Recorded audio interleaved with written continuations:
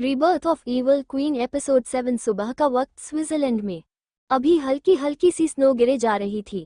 Room में temperature गर्म ही था क्योंकि उस रूम में कुछ लकड़ियां जलाई गई थी जिसकी वजह से रूम अभी गर्म था। धीरे धीरे दिया की आंखों ने खुलने लगी थी। वो अपनी आंखों को मसलते हुए अंगड़ाई लेने के लिए जैसे ही हाथ उठाती है तो उसे महसूस होता है कि उसकी बॉडी अकड़ गई है और वो हिल भी नहीं पा रही। जब उसने अपनी आंखें खोलकर देखा तो उसके सामने एक बेहद हैंडसम चेहरा था। वो अपने मन में ही सोचती है ये शैतान सोते वक्त कितना प्यारा लगता है और जब वो जगा हुआ होता है तो किसी राक्षस की तरह लगता है, नर्क से आया हुआ राजा की तरह। सिर्फ मुझे ही टॉर्चर करता है। वो धीरे धीरे अपना हाथ बढ़ाकर उनके हाथ को अपने कमर से साइड में रखना चाहती थी, लेकिन वो उसके हाथों को दूर करती उससे पहले ही किसी ने उसको पूरी तरह से जकड़ लिया। तरुण का हाथ जो अभी तक उसकी कमर पर था वह उसके गर्दन पर लिपटा हुआ था और दूसरा उसकी कमर पर आ गया था और उसकी पूरी की पूरी बॉडी अब दिया के ऊपर थी और अपना चेहरा उसने उसकी गर्दन में छुपा रखा था। अंडस्को, क्या तुम्हें ऑफिस नहीं जाना आज? अंडस्को, उठो मेरे ऊपर से, मुझे फ्रेश होने जाना है। मम्मन नहीं, अभी नहीं, मेरे साथ और कुछ वक्त सो जाओ। अभी इतना टाइम नहीं हुआ है, मुझे कुछ वक्त और तुम्हारे साथ सोना है। उसकी बातें सुन दिया का मुंह खुला का खुला रहता है। उसके दिमाग में कल रात की सारी दृश्य आ जाते हैं और उसके गाल शर्म से लाल हो जाते हैं। उसकी धड़कन बढ़ने लगती है। तरुण उसकी धड़कनों को बढ़ते हुए महसूस कर पा रहा था। उसने अपना हल्का सा चेहरा ऊपर उठाकर एक नज़र उसे देखा, फिर अपना सर उसकी गर्दन पर घुसाते हुए कहने लगा, क्या तुम कुछ और सोच रही थी? मेरे कहने का मतलब सिर्फ सोना था। अंडस्को, क्या कल रात का मेरा परफॉर्मेंस तुम्हें इतना अच्छा लगा कि तुम अभी भी वही इमेजिन कर रही हो? इसकी बेशर्मी भरी बातों को सुन दिया उसे झटके से अपने ऊपर से हटाने की कोशिश करती है, लेकिन तरुण था कि अपने जगह से टस से मस नहीं हुआ। उसने तो और भी ज्यादा कस कर दिया को अपने बाहों में जोर से कस लिया। दिया ने भी अब स्ट्रगल करना छोड़ दिया था और वैसे ही उसकी आंखों में देखती रही। तरुण का सिर भी अब ऊपर की ओर उठा हुआ था, वो भी दिया की आंखों में ही देख रहा था। बेबी, कल रात तो तुमने मुझे डरा ही दिया था। आई एम सॉरी, मेरे वजह से तुम्हें दर्द हुआ है तो आपको पनिशमेंट मिलनी चाहिए ना। उसकी बातें सुनकर तरुण उसे घूर कर देखने लगा। अच्छा, तो आप मुझे पनिशमेंट देगी और क्या होगी मेरी पनिशमेंट, जरा बताएंगे? दिया थोड़ा सोचने का नाटक करते हुए अपनी एक फिंगर से टैप करते हुए कहती है कि वो अपनी बाहों को तरुण के गले में डालकर उसे थोड़ा नीचे झुकाकर उसकी कानों में कहती है, तुम्हारे पनिशमेंट यह है कि तुम आज पूरा दिन मेरे साथ रहोगे, मेरे साथ शॉपिंग करोगे दिन भर और हम पूरा स्विट्जरलैंड घूमेंगे। ठीक है, चलो ये भी पनिशमेंट हमें मंजूर है। ये सुनकर दिया हंसने लगती है और तरुण उसकी हंसी में ही खोने लगता है। फिर अपनी गोद में दिया को उठा के बाथरूम में चला जाता है। इस वक्त तरुण के बॉडी पर एक भी कपड़ा नहीं था। उसके कपड़े के नाम पर सिर्फ बॉक्सर पहना हुआ था। उसमें से उसकी बॉडी काफी मस्कुलर दिख रही थी और दिया ने व्हाइट कलर की नाइटी पहनी हुई थी जो उसके घुटने से थोड़ा नीचे थी। तरुण ने दिया को गोद में उठाकर शावर के नीचे खड़ा कर दिया और शावर ऑन कर दिया जिससे कि शावर का पानी दोनों के जिस्म को भिगो रहा था। उसने दिया को दीवार से सटा दिया और अपने होंठ बिना देरी के उसके होठों पर रख दिया और उसे चूमने लगा। दोनों ही एक दूसरे को चूमने लगे थे। एक का हाथ उसकी कमर पर और दिया का हाथ उसके बालों पर घूम रहा था। दोनों पैशन के साथ एक दूसरे को चूम रहे थे और उनके ऊपर पानी गिर रहा था। यह नज़ारा किसी खूबसूरत रोमांटिक नॉवेल्स जैसा था जिसे देखकर ही इन दोनों का पोर्ट्रेट बनाने को दिल करे। सबसे दूर एक ऐसी जगह जहां पक्षी भी जाने से कतराते हैं, इस कदर उनके दिलों में इस जगह का डर बैठा हुआ था। यहाँ इंसानों के नाम पर दरिंदे रहते हैं जिसमें दया नाम की कोई चीज नहीं। एक इंसान अपने चेहरे पर नकाब ओढ़े सिंहासन पर बैठा हुआ था जिसका एक पैर शेर के बने चेयर पर और दूसरा गद्दे पर था और अपना हाथ उस सिंहासन की साइड पर तक तक की आवाज कर रहा था। उसे देखकर ही एक भयानक फीलिंग आ रही थी। सभी उसके सामने अपनी नजरें झुकाए खड़े हुए थे, किसी को बैठने की इजाजत भी नहीं थी। वो अपने ही सोच में गुम होकर अपनी सिंहासन पर बैठा हुआ था। तभी एक आदमी अपनी नजरें झुकाए उसके सामने आकर खड़ा होता है और कहता है, मालिक, एक संदेशा मिला है जिस पर उन्होंने कहा है कि वो हमारी इसमें मदद करेंगे उन्हें ढूंढने में। वही वो कोई जवाब देता है। इससे पहले ही एक बूढ़ा अपनी दाढ़ी सहलाते हुए कहता है कि किसे ढूंढना चाहते हो, जरा हमें भी तो बताओ। उसकी आवाज में एक रौब था जो कि सभी के रोंगटे खड़े करने के लिए काफी थे, लेकिन सिंहासन पर बैठे इंसान के चेहरे पर से भी एक्सप्रेशन ना ही बदले और ना ही उसने कुछ कहा। वो तो अपने ही सोच में मग्न था।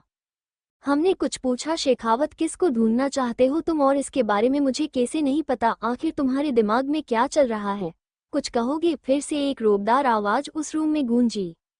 सबने अपनी नजरें नीची की हुई थी और जुबान पर ताला लगाया हुआ था, किसी ने भी मुंह खोलने की हिम्मत नहीं की। आखिर वह जानते थे कि इन्हें कुछ भी ना बोलने से सिर्फ कुछ सजा मिलेगी, लेकिन सामने वाले इंसान को नाराज करके मौत। जो बड़े ही बेफिक्री से उस सिंहासन पर बैठा हुआ था, उसे देखकर ही ऐसा लगता था कि वो एक आलसी इंसान है और जो कुछ भी फैसला करने के लिए सक्षम नहीं है, लेकिन वो फिर भी चुप था। अपने सवाल का कोई भी जवाब ना पाकर बूढ़े आदमी को गुस्सा आ गया और वो अपनी नजरें उस आलसी लड़के की तरफ करते हुए कहता है, क्या यही इज्जत रह गई हमारी अब तुम्हारे दरबार में? अब इन लोगों को मुझे कुछ बताने की भी इजाजत नहीं। इतना खौफ है तुम्हारा इन लोगों में जो मुझे कुछ कहने के लिए भी उनका मुंह नहीं खुलता। आखिर तुमने ऐसा क्या किया है इन लोगों के साथ, मुझे जवाब दो। शशिश, आप बहुत शोर कर रहे हैं। पिताजी, आपको अपनी सेहत का भी ध्यान रखना चाहिए। अब इस उम्र में आपकी इतनी ऊंची आवाज आपके लिए और आपकी सेहत के लिए अच्छी नहीं होगी। और मैंने उन्हें कुछ भी आपको कहने से नहीं रोका। अगर आपको मुझ पर यकीन नहीं तो इन सब से पूछ लीजिए। एक सिली सी वॉइस उस बुढ़े के कानों में सुनाई दी। उसकी लेजी वॉइस सुनकर भी उन दरबार में खड़े लोगों के रोंगटे खड़े होने लगे। उसकी सिर्फ 2 आंखें दिख रही थी जो इस वक्त लाल थी, और वैसे ही उन लोगों को घूरे जा रहा था। तभी उसकी कानों में उस बुढ़े की आवाज सुनाई दी, अंडस्को, तुम्हें क्या लगता है शेखावत, अगर तुम अपनी इन लाल लाल आंखों से उन लोगों को डराओगे तो क्या वो डर नहीं जाएगी? यह मत बोलो कि हर इंसान का दिन आता है। शायद आपको मेरी चिंता ना करते हुए अपने बुढ़ापे की चिंता करनी चाहिए और मेरी माँ की। अब मेरे ख्याल से आपको यहाँ से जाना चाहिए, नहीं तो मेरी माँ मुझसे नाराज हो जाएगी कि मैं आपसे बहुत काम करवाता हूँ। उसने कुछ लोगों को इशारा करके उनसे कहा, इन्हें महल में ले जाओ। वो अपने आप पर ही हंसने लगा और कहने लगा, हाँ बेटा, तुम्हें अपनी माँ की चिंता है और तुम अपने ही बाप को यहाँ से निकालना चाहते हो, जिसे एक सब तुमने धोखे से हासिल कर ली। वैसे ही ना, जो आपका है वो जाहिर सी बात है वो आगे चलकर आपके बेटे को ही मिलेगी। इसमें क्या गलत किया मैंने? जो मुझे आप बाद में देते वो मैंने पहले से ही हासिल कर ली। इसमें मैंने आपको कौन सा धोखा दे दिया पिताजी? और मैं आपको यहाँ से निकाल नहीं रहा, बस मैं चाहता हूँ कि आप इस वक्त में मेरी माँ के साथ कुछ वक्त बिताएं जिससे उन्हें भी अच्छा लगे। अपने हाथों से इशारा कर कुछ लोग उन्हें ले जाने लगे। तभी उनको हाथ दिखाते हुए कहता है, मुझे चलना आता है, दूर हटो मेरे सामने से। इतना कह वो आगे बढ़ने लगे और वहां से चले गए, लेकिन उनकी नजरें अब भी अपने बेटे शेखावत पर गड़ी हुई थी जो उन्हें कब से घूर घूर के देख रहा था। अब सब कुछ शांत हो गया था। उस दरबार में पिन ड्रॉप साइलेंस था। जो खबर लेकर आया था वो थर-थर कांपने लगा था। उसने गलती की थी, अब इसकी सजा तो उसे मिलेगी ना। तभी एक हट्टा कट्टा आदमी अपने हाथों में चाबुक लेकर वहां आता है। 300। सिर्फ एक आवाज उस दरबार में गूंजी और फिर हवा की तरह शांत हो गई। फिर वहां सिर्फ और सिर्फ दर्द से चीखने की आवाज सुनाई देने लगी।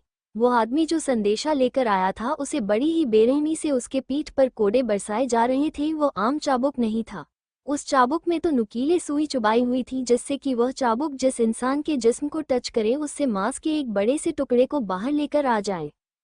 300 कोड़े पूरे होने में लगभग 50 कम थे, लेकिन उसी में उस इंसान की हालत अधमरी हो चुकी थी और ना ही अपने मुंह से कुछ बोल पा रहा था और ना ही कुछ कहने के हालत में था। उसके मुंह से खून निकल रहा था, लेकिन किसी के भी चेहरे पर दर्द और दया के भाव नहीं थे। उसे सिर्फ और सिर्फ सांत्वना की नजरों से देखे जा रहे थे। रुको, उस आदमी की आवाज गूंजी। तब जो कोड़े मार रहा था वह उसने मारने के लिए हाथ ऊपर किया ही था कि तभी आवाज गूंजी, लेकिन वह रुकता है इससे पहले ही कोड़े का एक और बार उस पर पड़ चुका था। फिर भी उस आदमी को उस इंसान को मारने का पछतावा नहीं था, लेकिन अपने मालिक की बात ना मानने का, उनकी हुक्म को ना मानने का। जो उसने जुर्म किया है उसकी भी किए की सजा उसे मिलेगी। अभी तक जो आदमी उस इंसान को मार रहा था, तभी उसके कानों में एक आवाज गूंजी, अब बाकी के बचे हुए इसके कोड़े अब तुम खाओगे। इतना बेरहम बादशाह आज तक किसी ने ना देखा होगा और ना ही सुना होगा। इंसानियत का एक कतरा भी उसके खून में नहीं था। वह पूरा का पूरा हैवान था जो सिर्फ खुद के लिए जीना जानता था और किसी को भी मारना। अपने सामने से हर उस रुकावट को वो जड़ से उखाड़ देगा जो उसके सामने किसी दीवार बनकर आएगी। इसके मुंह पर पानी डालो, अगर अभी नहीं उठा तो उसे हमारे बच्चों में बंटवा दो, इस जैसे कि मेरे दरबार में कोई जरूरत नहीं। तभी एक आदमी बाल्टी भरकर पानी उसके मुंह पर फेंक देता है। पानी जैसे ही मुंह के अंदर घुसता है जोर जोर से खांसने लगता है। उसकी खांसी को सुन शेखावत कुटिल मुस्कान के साथ कहता है कि अभी जिंदा हो तो बताओ क्या खबर लाई हो। जी मालिक, एक आदमी ने संदेशा भेजा है, आप जैसे ढूंढ रहे हैं उसका पता उन्हें मालूम है, वो आपके साथ एक मीटिंग करवाना चाहते हैं, आपसे मिलना चाहते हैं। अच्छा, ऐसा कौन पैदा हुआ जो शेखावत से मिलना चाहता है कि उसे अपनी जान की फिक्र नहीं जो मुझसे मिलना चाहता है। ब्लैक कारों की कतार सड़कों पर चले जा रही थी। अंदर बैठे दिया बाहर का व्यू खिड़की से एंजॉय कर रही थी। सभी जगह स्नोफॉल गिरी हुई थी, कई जगह पर तो स्नो की वजह से रास्ते जाम भी हुए थे। आसपास के लोगों ने गर्म कपड़े और बड़ी सी जैकेट ओढ़ी रखी थी, जो इस बर्फ में भी मॉर्निंग वॉक करना नहीं छोड़ रहे थे। दिया देखती है कि कुछ टूरिस्ट जो यहाँ पर घूमने के लिए आए हुए थे, उनमें से एक टीम बर्फ में गोला बनाकर एक दूसरे पर फेंक रहे थे और काफी एंजॉय भी कर रहे थे। उनकी एक्साइटमेंट उनके चेहरे पर साफ साफ दिखाई दे रही थी। उनका वह हंसता मुस्कुराता चेहरा देख दिया के भी चेहरे पर स्माइल आ गई। दिया बाहर की तरफ देख ही रही थी कि तभी किसी ने उसको एक फर वाली जैकेट पहनाई और कहा, तुम्हें कितनी बार कहा है, अभी तो बीमार पड़ी थी और अब इतनी ठंडी में भी तुम जैकेट नहीं पहन रही हो। पहनो नहीं तो मैं यहाँ से ही घर वापस चलने के लिए कह दूंगा। घर वापस जाने की बात सुन दिया जल्दी से अपना सर हाँ में हिलाती है और कहती है कि मैं पहनती हूँ, मुझे घूमने के लिए जाना है। दिया स्विट्जरलैंड में घूमने के लिए बहुत एक्साइटेड थी। वो तरुण के साथ कुछ क्वालिटी टाइम बिताना चाहती थी। दिया के बहुत जिद करने की वजह से तरुण को ना चाहते हुए भी कार से नीचे उतरना पड़ा। फिर दोनों ही हाथों में हाथ डाल कार से उतर गए और रास्तों पर चलने लगी। दिया अपना एक हाथ तरुण के हाथों में डाल आसपास के नज़ारों को एंजॉय कर आगे बढ़े जा रही थी। उनके पास लग्जरियस कारें होने के बावजूद दिया इस नेचुरल ब्यूटी को चलकर एंजॉय करना चाहती थी, उसे फील करना चाहती थी। इतनी दूर आने के बावजूद अगर वह घूमी नहीं तो यहाँ आने का क्या मतलब। पिछले 4-5 सालों से कहीं नहीं जा पाई। पहले पहले कभी कभार तो तरुण उसे अपने साथ ले जाता, लेकिन दिया का इंटरेस्ट घूमने में बिल्कुल भी नहीं था। तरुण उसे मनाने के लिए कुछ भी करता, लेकिन सभी को इग्नोर कर दिया घर में ही बैठी रही थी। दोनों आगे बढ़े जा रहे थे कि तभी दिया की नज़र सामने एक स्टॉल पर गई, जहां पर भीड़ थी और वो स्टॉल आइसक्रीम का लगा हुआ था। सभी लोग इस ठंड के मौसम में भी आइसक्रीम का मजा ले रहे थे। यहाँ पर सारे कपल से मौजूद थे जो अपने पार्टनर के साथ आइसक्रीम एंजॉय कर रहे थे। उन्हें इस तरह खाता देख दिया का भी मन आइसक्रीम खाने को हुआ। वो तरुण का हाथ खींचकर वहां ले जाने लगी। नहीं, बिल्कुल नहीं, प्लीज ना बेबी प्लीज। तरुण पहले तो उसे मना कर रहा था, लेकिन जब उसने दिया के चेहरे पर वो क्यूट एक्सप्रेशन देखे तो खुद ही उसके पीछे पीछे चला गया। तरुण साफ सफाई का ज्यादा ध्यान रखता था, लेकिन वो बाहर के देश में था इसलिए वहाँ के स्टॉल भी अलग थे। वो एक प्रकार का इंडियन स्टॉल था, लेकिन उसमें काम करने वाले वर्कर्स बड़े ही प्रोफेशनल नजर आ रहे थे। हाथों में ग्लव्स, बालों में हेड कैप पहनी हुई थी और वो बड़े ही सलीके से अपने कस्टमर को एंटरटेन कर उन्हें आइसक्रीम दे रहे थे। जिन कपल्स को उन्होंने आइसक्रीम दी हुई थी उनके लिए स्पेशल सेक्शन था जिस पर वो बैठकर एक दूसरे को आइसक्रीम खिलाकर एंजॉय कर रहे थे। खुद खाते तो कभी अपने पार्टनर को खिलाते, ऐसा ही सिलसिला चल आइसक्रीम खत्म हो जाती। आइसक्रीम को नज़रअंदाज कर दिया ध्यान से उन कपल्स को ही देख रही थी। दिया के चेहरे पर एक बड़ी सी स्माइल आ जाती, तभी पीछे से उसकी कानों में तरुण कहता है, अंडस्को अगर तुम भी मुझे इस तरह से आइसक्रीम खिलाओगे तो मैं खुशी खुशी खा लूँगा, लेकिन इसमें भी मेरी एक शर्त है, तुम्हें वैसे ही मुझे रात को भी आइसक्रीम खिलानी पड़ेगी। मैंने तुम्हारी ये शर्त भी एक्सेप्ट कर ली, इतनी ठंडी में तुम्हें आइसक्रीम खाने दे रहा हूँ, लेकिन मुझे मेरी आइसक्रीम रात को चाहिए। दिया घूर कर तरुण को देखती है और कहती है, ये कोई मेरी शर्त नहीं थी, ये आपकी पनिशमेंट थी। आपकी पनिशमेंट थी कि आप मेरे साथ पूरा दिन घूमेंगे, मुझे शॉपिंग कराएंगे, इसमें आइसक्रीम खाना भी आता है।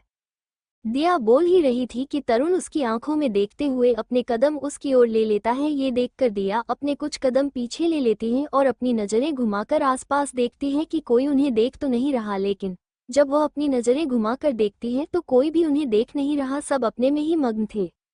जान, उन्हें क्या देख रही हो, सब तो अपने अपने पार्टनर के साथ एंजॉय कर रहे हैं, तुम्हें भी करना चाहिए। यह क्या कर रहे हैं आप, हम पब्लिक प्लेस में हैं और आप इस तरह क्यों देख रहे हैं मुझे कि अभी अभी आइसक्रीम की जगह मुझे ही खा जाएगी। मन तो ऐसा ही कर रहा है, लेकिन फिलहाल आइसक्रीम से काम चला लूंगा। तुमने मुझे पनिशमेंट दी थी, मैं कैसे भूल सकता हूँ, ये दिन आपका था है, लेकिन रात मेरी है। बी रेडी माई लव दिल। तभी हो दोनों आइसक्रीम का कोन एक साथ हाथ में ले लेते हैं और खाने लगते हैं, लेकिन तरुण आइसक्रीम लेने से मना कर देता है और सिर्फ एक ही आइसक्रीम ले ली। और वह अभी दिया के हाथों में थी। वो अभी आइसक्रीम का एक बाइट लेने ही वाली थी कि तभी तरुण सीधा उसके सामने आ गया। इस वक्त दिया की गर्दन थोड़ी नीचे झुकी हुई थी और वह अपने होठों से आइसक्रीम का एक बाइट लेने वाली थी। तभी इसी वक्त तरुण भी नीचे झुका और उसने भी अपने होंठ आइसक्रीम पर रख लिए।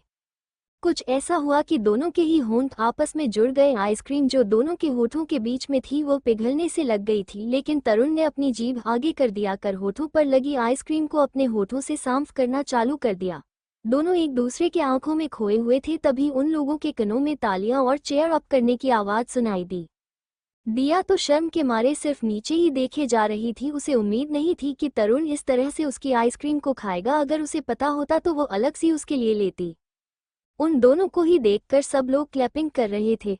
उनको कोई असर नहीं हुआ, लेकिन दिया अपना सिर नीचे झुकाए खड़ी थी। क्या मेरा आप एडवांटेज ले रहे हैं? आपने मेरी आइसक्रीम क्यों खाए? अगर आपको चाहिए था तो आप अपने लिए मंगवा दे, अपने मेरे आइसक्रीम क्यों खाए? तरुण अपनी जीभ होठों पर फिराते हुए उसके कानों के पास आकर कहता है, माय लव, जो तुम्हारा है वो मेरा है और मेरा है वो सब कुछ तुम्हारा है। इतना कहकर वो अपने गीले होठों से ही दिया के कान के सेंसिटिव पार्ट को चूम लेता है और हल्का सा बाइट भी किए जाता है, जिससे कि दिया के शरीर पर रोंगटे खड़े होने स्टार्ट हो चुके थे। लेकिन अब उसने फर वाला जैकेट पहना हुआ था तो तरुण को कुछ एहसास नहीं हुआ। फिर भी तरुण के होठों पर कुछ आइसक्रीम बची हुई थी। जिस तरह से उसने अपनी जीभ से दिया के होठों के ऊपर से उस आइसक्रीम को साफ किया था, उसमें से ही कुछ आइसक्रीम उसके होठों पर भी लगी हुई थी, जिसका एहसास उसे नहीं हुआ। दिया इशारों से कुछ कह रही थी, लेकिन दिया का इशारा तरुण समझ नहीं पाया। दिया उसको समझाना चाहती थी, लेकिन वो समझ नहीं पा रहा था, इसलिए वो खुद आगे बढ़ अपने होंठ तरुण के होठों पर रख उसे चूम लेती है और वो बची कुची आइसक्रीम भी अपने जीभ से साफ कर देती है। और फिर वो भी अपने होठों को तरुण के कानों के पास लाकर होले से उसके कानों में फूंक मारकर कहती है, अब हिसाब बराबर। उसकी ऐसी हरकतों पर तरुण उसे अपने बाहों में खींच लेता है और उसे कहता है कि मेरे साथ रहकर तुम्हें भी फ्लर्ट करना आने लगा है, जान। दोनों ऐसे ही अपनी आइसक्रीम को एंजॉय करते करते मॉल में पहुंच गई, लेकिन इस बात से अनजान के आने वाला खतरा उनका ही इंतजार कर रहा था। तरुण के वाइट टीम के लोग सीक्रेटली हाइड होकर अपने बॉस और अपनी यंग मिस की रक्षा कर रहे थे, उन्हें प्रोटेक्ट कर रहे थे। जब से यंग मिस स्विट्जरलैंड आए हैं तब से ही उनके पीछे व्हाइट फोर्स की प्रोफेशनल टीम लगाई गई थी कि उन्हें कोई कुछ भी नुकसान ना पहुंचाए। दोनों मॉल में एंटर हो गए। दोनों की शख्सियत ही ऐसी थी जिन्हें देखकर ही लोग मुड़ मुड़ कर एक दूसरे को देखे जा रहे थे। दिया का हाथ तरुण के हाथ में था और दिया और तरुण ने फर वाले जैकेट में आंखों में ब्लैक कलर के शेड चढ़ाए, अपना एक हाथ पॉकेट में डाल और एक हाथ दिया के कमर पर रख बड़े ही स्टाइल में अंदर आ रहा था। ये देखकर ही सभी लोग उनसे जलने लगे। लड़कियां तो तरुण की पर्सनैलिटी को देखकर ही उस पर फिदा होने लगी थी और उसके बगल में दिया को देखकर जलने लगी।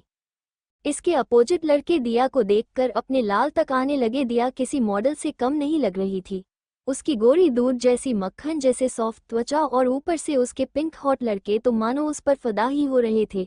पर जब उसके बगल में खड़े शख्स पर नजर पड़ती है तो वह अपने आप ही अपनी नजरें नीचे कर लेते हैं, क्योंकि तरुण की आंखों की तपिश उन लोगों को उनके ऊपर महसूस हो रही थी। वो भले ही यह नहीं जानते कि वो कपल्स कौन थे, लेकिन उनका ऑरा देखकर ही वो लोग समझ रहे थे कि यह कोई आम लोग नहीं थे और उनसे वो पंगा नहीं ले सकते। तरुण दिया को लेकर फीमेल सेक्शन की तरफ बढ़ जाता है और दिया को जो भी पसंद आए उसे खरीद लिया करती हैं। फिर दिया ऐसे करते करते सब सेक्शन में अपने और कुछ तरुण के लिए कपड़े सिलेक्ट कर लेती है और शॉपिंग करने के बाद दोनों नीचे आ जाते हैं। रिसेप्शनिस्ट जो कब से तरुण का ही वेट कर रही थी और अपने ही लैपटॉप पर कब से उनका ही फुटेज देख रही थी, वो अब तक जलन के मारे जल भुन गई हुई थी। वो अपने मन में सोचती है कि कितनी खुशकिस्मत है वो लड़की जिसकी खुशी के लिए वो इंसान पूरे मॉल को ही खरीद रहा है। काश ये मुझे मिल जाता। उस रिसेप्शनिस्ट की नज़र रो का पीछा करके दिया देखती है कि उस रिसेप्शनिस्ट की नज़र तो उसके पास खड़े बेहद हैंडसम लड़के पर ही थी और ऐसे अपनी नज़र उस पर गड़ा रही थी कि मानो अभी उसे खा जाएगी। दिया गुस्से से आगे बढ़ उस रिसेप्शनिस्ट के सामने खड़ी हो गई और उसके सामने उसके चेहरे के सामने अपनी चुटकी बजाते हुए कहने लगी है, हेलो वहाँ की Mahima, why are you looking for my man? I know he is very handsome but no another one is look misunderstood. Diya की बातें सुन रिसेप्शनिस्ट चुप हो जाती है। उसे अपनी हरकतों पर अफसोस हो रहा था। फिर वो चुपचाप बिल बनाकर दिया की तरफ बढ़ा देती है। दिया अभी उस रिसेप्शनिस्ट को घूर कर देख रही थी। तरुण आगे बढ़ अपना कार्ड उस रिसेप्शनिस्ट की ओर बढ़ा देता है, फिर दिया की तरफ जाकर उसे अपनी बाहों में खींच लेता है और कहता है कि रिलैक्स बेबी। दिया उसके हाथों को खींचकर कहती है, चलो यहाँ से, मुझे अब यहाँ नहीं रुकना।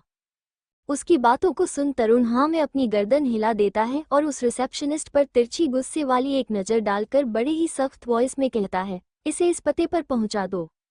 और फिर दोनों बाहर निकल जाते हैं, लेकिन सामने का नज़ारा देखकर तरुण की आंखें ठंडी हो जाती हैं। सामने कुछ काले कपड़े पहने आदमी हाथों में गन लेकर फायरिंग कर रहे थे और जो अब तक व्हाइट डार्क फोर्स की टीम जो छुपकर प्रोटेक्ट कर रही थी वह भी अब सामने आकर उन पर निशाना लगाकर फायरिंग कर रही थी। सब जगह अफरा तफरी मची हुई थी। कई लोग तो खून से लथपथ नीचे रोड पर गिरे हुए थे तो कुछ बम ब्लास्ट मर चुके थे। सामने का नज़ारा और भी भयानक सा दिख रहा था। कुछ वक्त पहले जो लोग हंसी खुशी एंजॉय कर रहे थे अब उनके चेहरे पर डर साफ साफ दिखाई दे रहा था। कुछ तो उस बर्फ में खून से लथपथ पड़े हुए थे, किसी को कुछ भी समझ नहीं आ रहा था कुछ वक्त पहले क्या हुआ था, लोग इस तरह से क्यों फायरिंग कर रहे थे। जब तक दिया और तरुण मॉल में थे उन्हें इस चीज की भनक तक नहीं लगी कि उसके पीठ पीछे ऐसा कुछ हो जाएगा, लेकिन बाहर निकलते ही उनके सामने यही नज़ारा आ गया। कपिल भागते हुए तरुण के पास आ गया, उसके हाथों में भी एक गन थी और वह भी दुश्मनों पर फायरिंग किए जा रहा था। वह फायर करते हुए ही तरुण से कहता है, बॉस जब आप लोग मॉल के अंदर चले गए किसी ने हमारे आदमियों पर गोलियां बरसानी शुरू कर दी। जब तक हम इन्हें संभाल पाते तब तक उन लोगों की तादाद बढ़ती ही जा रही थी और एक एक कर हमारे आदमी नीचे गिरे जा रहे थे। हमें मजबूरन छुपे हुए लोगों को भी यहाँ लाना पड़ा। इसमें हमारे बहुत सारे लोग घायल हो चुके हैं। पता नहीं किस दुश्मनों ने हम पर हमला किया, वह भी हमारे पीठ पीछे। लगता है सब प्लानिंग करके आए हुए हैं, उन्होंने यहाँ पर जामरभा लगाया हुआ है। हमने आपको कई बार फ़ोन लगाने की कोशिश की लेकिन आपका फ़ोन नहीं लगा। शायद उन्होंने नेटवर्क जैमर यहाँ पर लगाया हुआ था, इसीलिए ही फ़ोन में नेटवर्क नहीं मिल रहा था। चारों ओर से हमें उन्होंने घेर लिया है। फिलहाल हमारे लिए आप दोनों की सेफ्टी इम्पॉर्टेंट है, इसलिए मैंने सारे बंदोबस्त किए हुए हैं। पीछे के रास्ते से एक कार आपको यहाँ से एयरपोर्ट ले जाएगी। वहाँ पर कुछ हमारी आदमी भी तैनात हैं जो आपको सेफली एयरपोर्ट पहुँचा देंगे। आपको अभी जाना चाहिए, पता नहीं और कितने लोग यहाँ पर छुपे हुए होंगे और इस मौके का फ़ायदा उठाएंगे और आपको नुकसान पहुँचाएंगे, इसलिए आप चले जाइए। इस वक्त तरुण की आंखें लाल हो चुकी थी और गुस्से से उसकी मुट्ठियां बंधी हुई थी। नशे साफ साफ उभर कर आ रही थी, लेकिन चेहरा अभी भी शांत था, या फिर हम कहें कोल्ड। सामने का नज़ारा देखकर तरुण दिया का हाथ पकड़ वैसे ही मॉल के अंदर चला गया और एक सीक्रेट रूम से बाहर निकलने लगा। लेकिन जैसे ही वो बाहर पहुंचा तभी किसी ने उसके पीछे से हमला कर दिया और दिया को एक इंजेक्शन लगा दिया, जिससे कि दिया की पलकें भारी होने लगी और वही बेहोश हो गई। कुछ देखने में ही लोकल गुंडे वहां पर आए और उन्होंने तरुण को इग्नोर कर दिया को अपने पीठ पर उठाकर गाड़ी की ओर ले जाने लगे। अब तक वो गाड़ी तक नहीं पहुंचे थे, जिसकी वजह से आसपास खड़े बॉडीगार्ड्स को भी यह होने की उम्मीद नहीं। काफी वक्त गुजरा तब एक बॉडीगार्ड वो सीक्रेट रूम से दूसरी ओर जाने लगे। उन्हें कुछ भी नहीं मिला, वह वैसे ही अंदर जाकर देखने लगे। फिर उसके सामने कपिल आकर खड़ा हो गया। कपिल गुस्से से उस बॉडीगार्ड को देखकर कहता है कि तुम यहाँ क्या कर रहे हो? तुम्हें बॉस की सेफ्टी के लिए वहां पर रखा था, अब तक तो तुम्हें यहाँ से निकलना चाहिए था, तो किसका इंतजार कर रहे हो?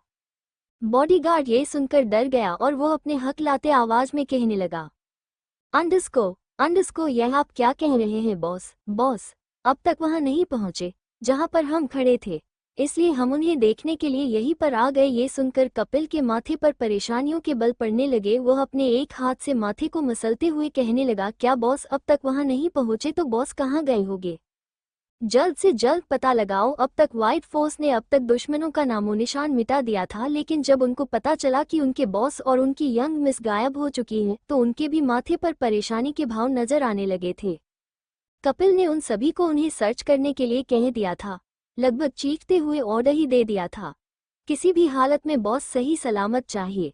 कपिल खुद फोन लगाकर वहां के प्राइम मिनिस्टर को उन्हें ढूंढने के लिए कहने लगा। तरुण भले ही इस कंट्री का रहवासी नहीं था, लेकिन एक सक्सेसफुल बिजनेसमैन होने के बावजूद वो पावरफुल खानदान से आता है। उसकी पहुंच अलग अलग कंट्रियों के बड़े बड़े मिनिस्टर और प्रेसिडेंट के साथ थी।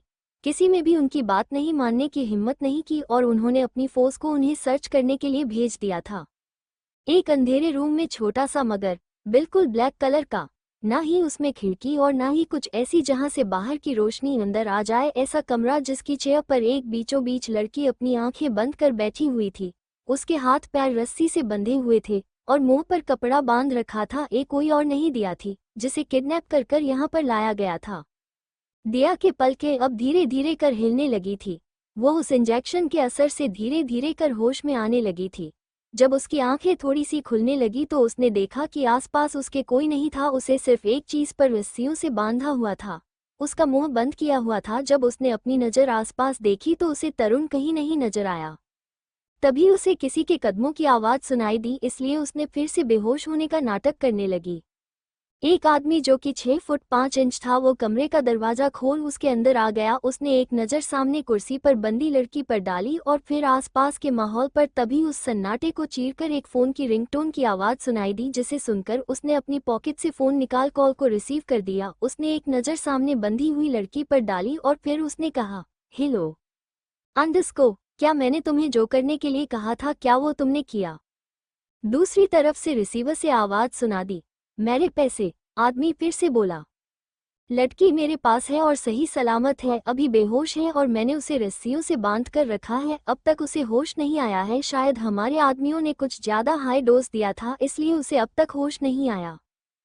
ठीक है, नज़र रुको उस पर। मैं कुछ वक्त में वहाँ पहुँचता हूँ और तुम्हारे सारे पैसे भी दे दूंगा।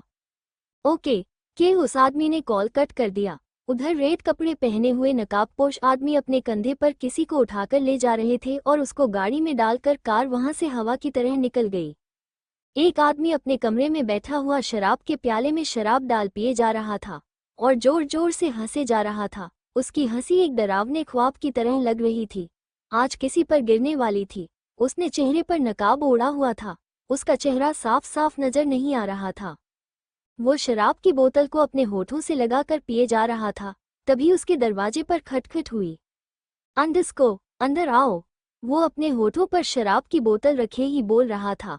उसकी आंखें खून की तरह लाल पड़ने लगी थी, जिसे देखकर ही पता चल रहा था कि उसकी आंखों में खून उतर आया हो। कुछ कुछ नशा भी दिख रहा था, जो कि शराब पीने की वजह से आया हुआ था।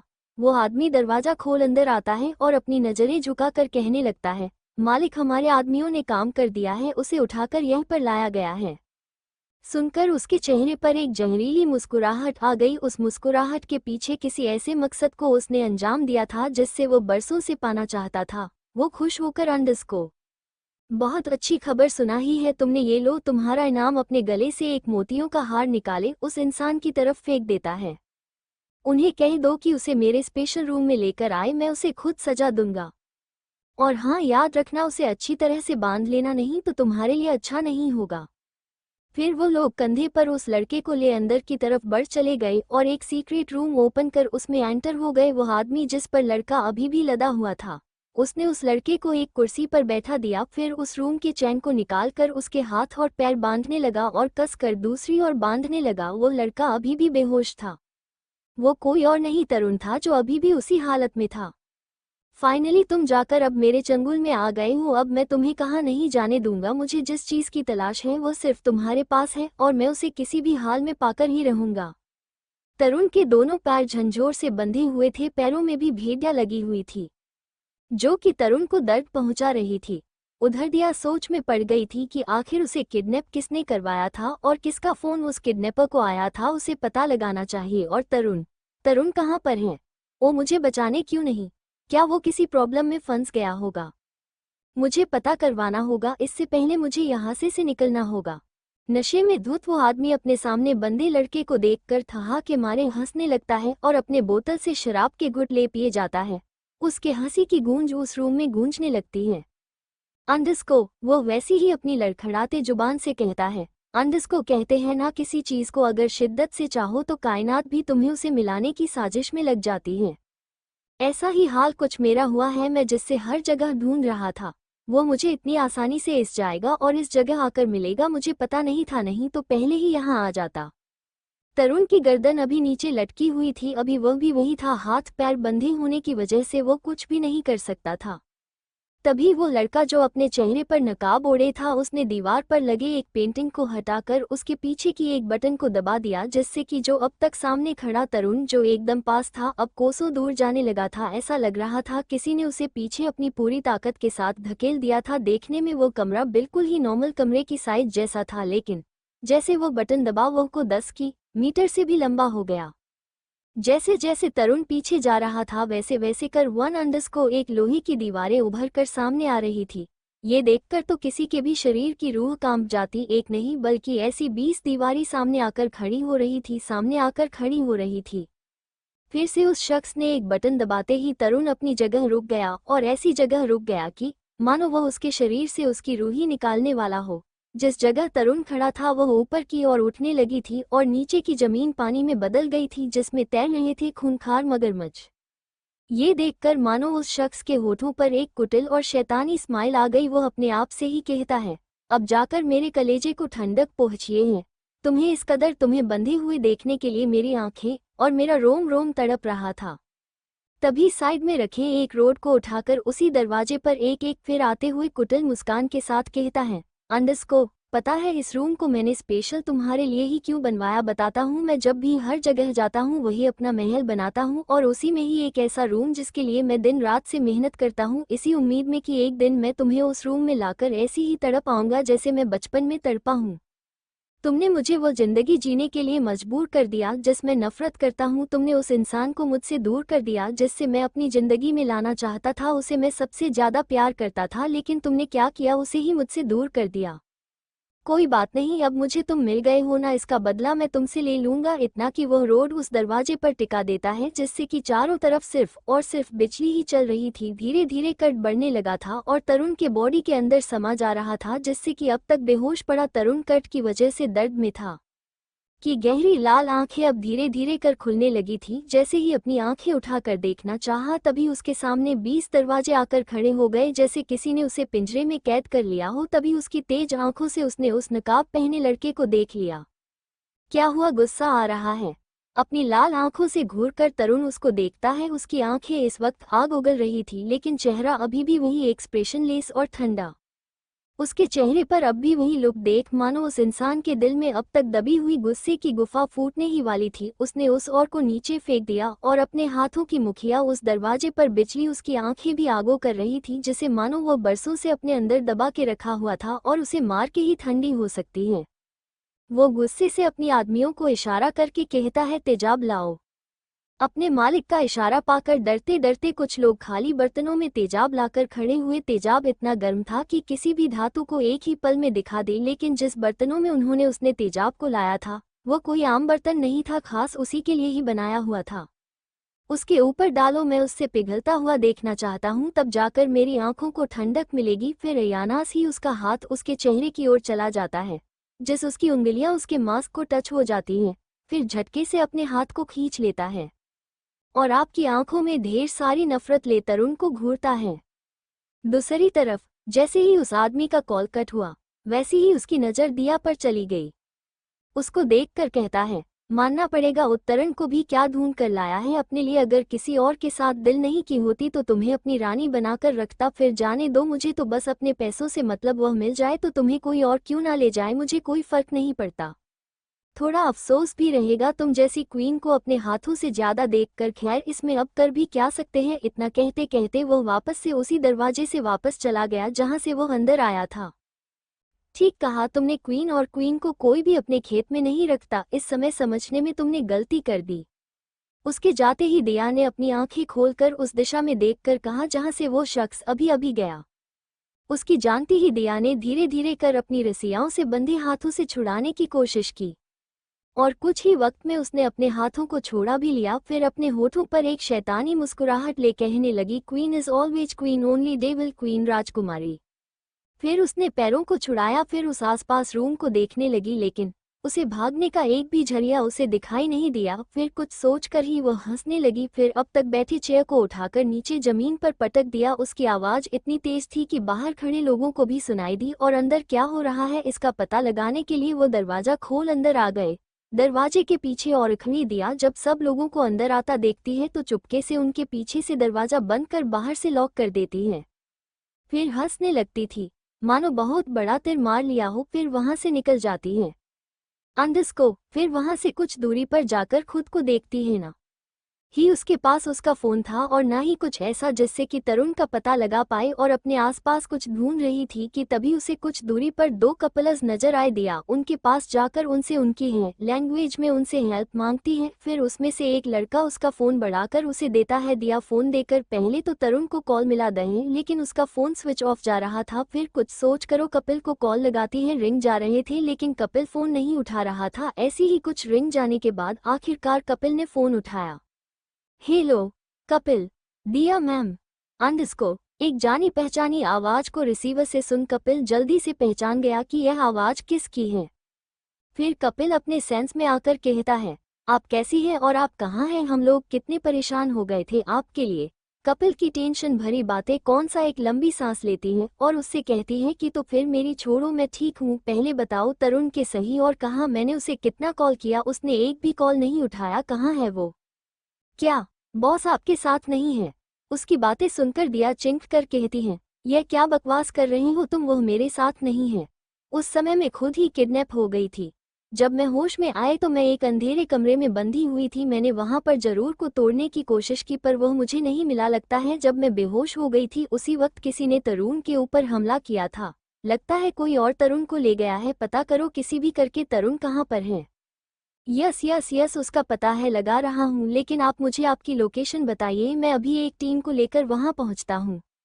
हम इतना कि उसने कॉल कट कर दिया और अपनी लोकेशन उसकी फ़ोन पर सेंड कर दी। फिर उस कपल की तरह पढ़कर उन्हें दिल से धन्यवाद कर दिया। इसके जवाब में वो दोनों कपल्स कहने लगे, कोई बात नहीं, ये तो हमारा फर्ज। इतना केस वो दोनों वहां से चले गए।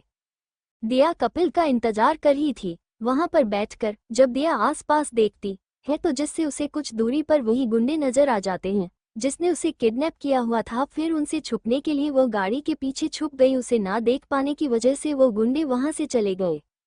मुझे पता करवाना होगा, इससे पहले मुझे यहाँ से निकलना होगा। शाम के 6 बजे हवाओं में एक नशा सा महक रहा था। लोग देख रहे थे और कुछ अपने ताल पर नाच रहे थे। क्लब में पार्टी चल रही थी, जोरों शोरों से आवाजें गूंज रही थी गाने की। कुछ लोग शॉर्ट कपड़े पहने डांस फ्लो पर डांस किए जा रहे थे, हाथों में शॉर्ट और गानों के लिरिक्स पर ठुमक रहे थे, अपनी पतली सी कमरिया को नचा रहे थे। गाना चेंज होता है और कपल्स का गाना लगता है। सभी लोग अपने अपने कपल्स के साथ डांस फ्लो पर चले जाते हैं और अपने अपने पार्टनर्स के कमर में डाल दूसरा हाथों में हाथ दे डांस किए जा रहे थे।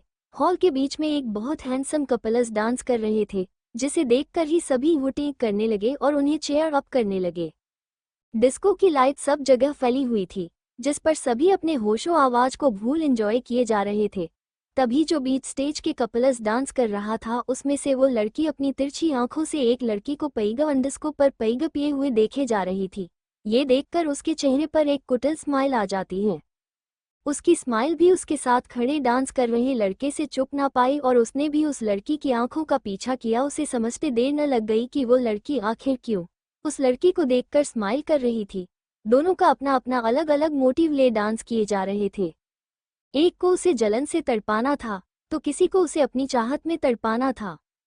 तभी सॉन्ग प्ले हो जाता है और दोनों ही डांस करने लगते हैं। दिल इश्क वाला लव, दिल सुर्ख वाला, शोज वाला, फैस वाला लव होता है जो लव से ज्यादा वैसे वाला लव, इश्क वाला लव। दिल दोनों ही एक दूसरे की बाहों में ऐसे खुद को जकड़े हुए थे कि अगर लॉन्ग उन्हें एक नज़र देखे तो बस यही कहे कि कितना प्यार है उन दोनों में। धीरे धीरे कर वो लड़का उस लड़की को अपनी कमर पर उठा लेता है। वो लड़की भी अपने दोनों पर उसके कमर के चारों ओर लपेट देती है और फिर एक हाथ उठाकर फिर नीचे की ओर झुकने लगती है और गोल घूमने लगती है।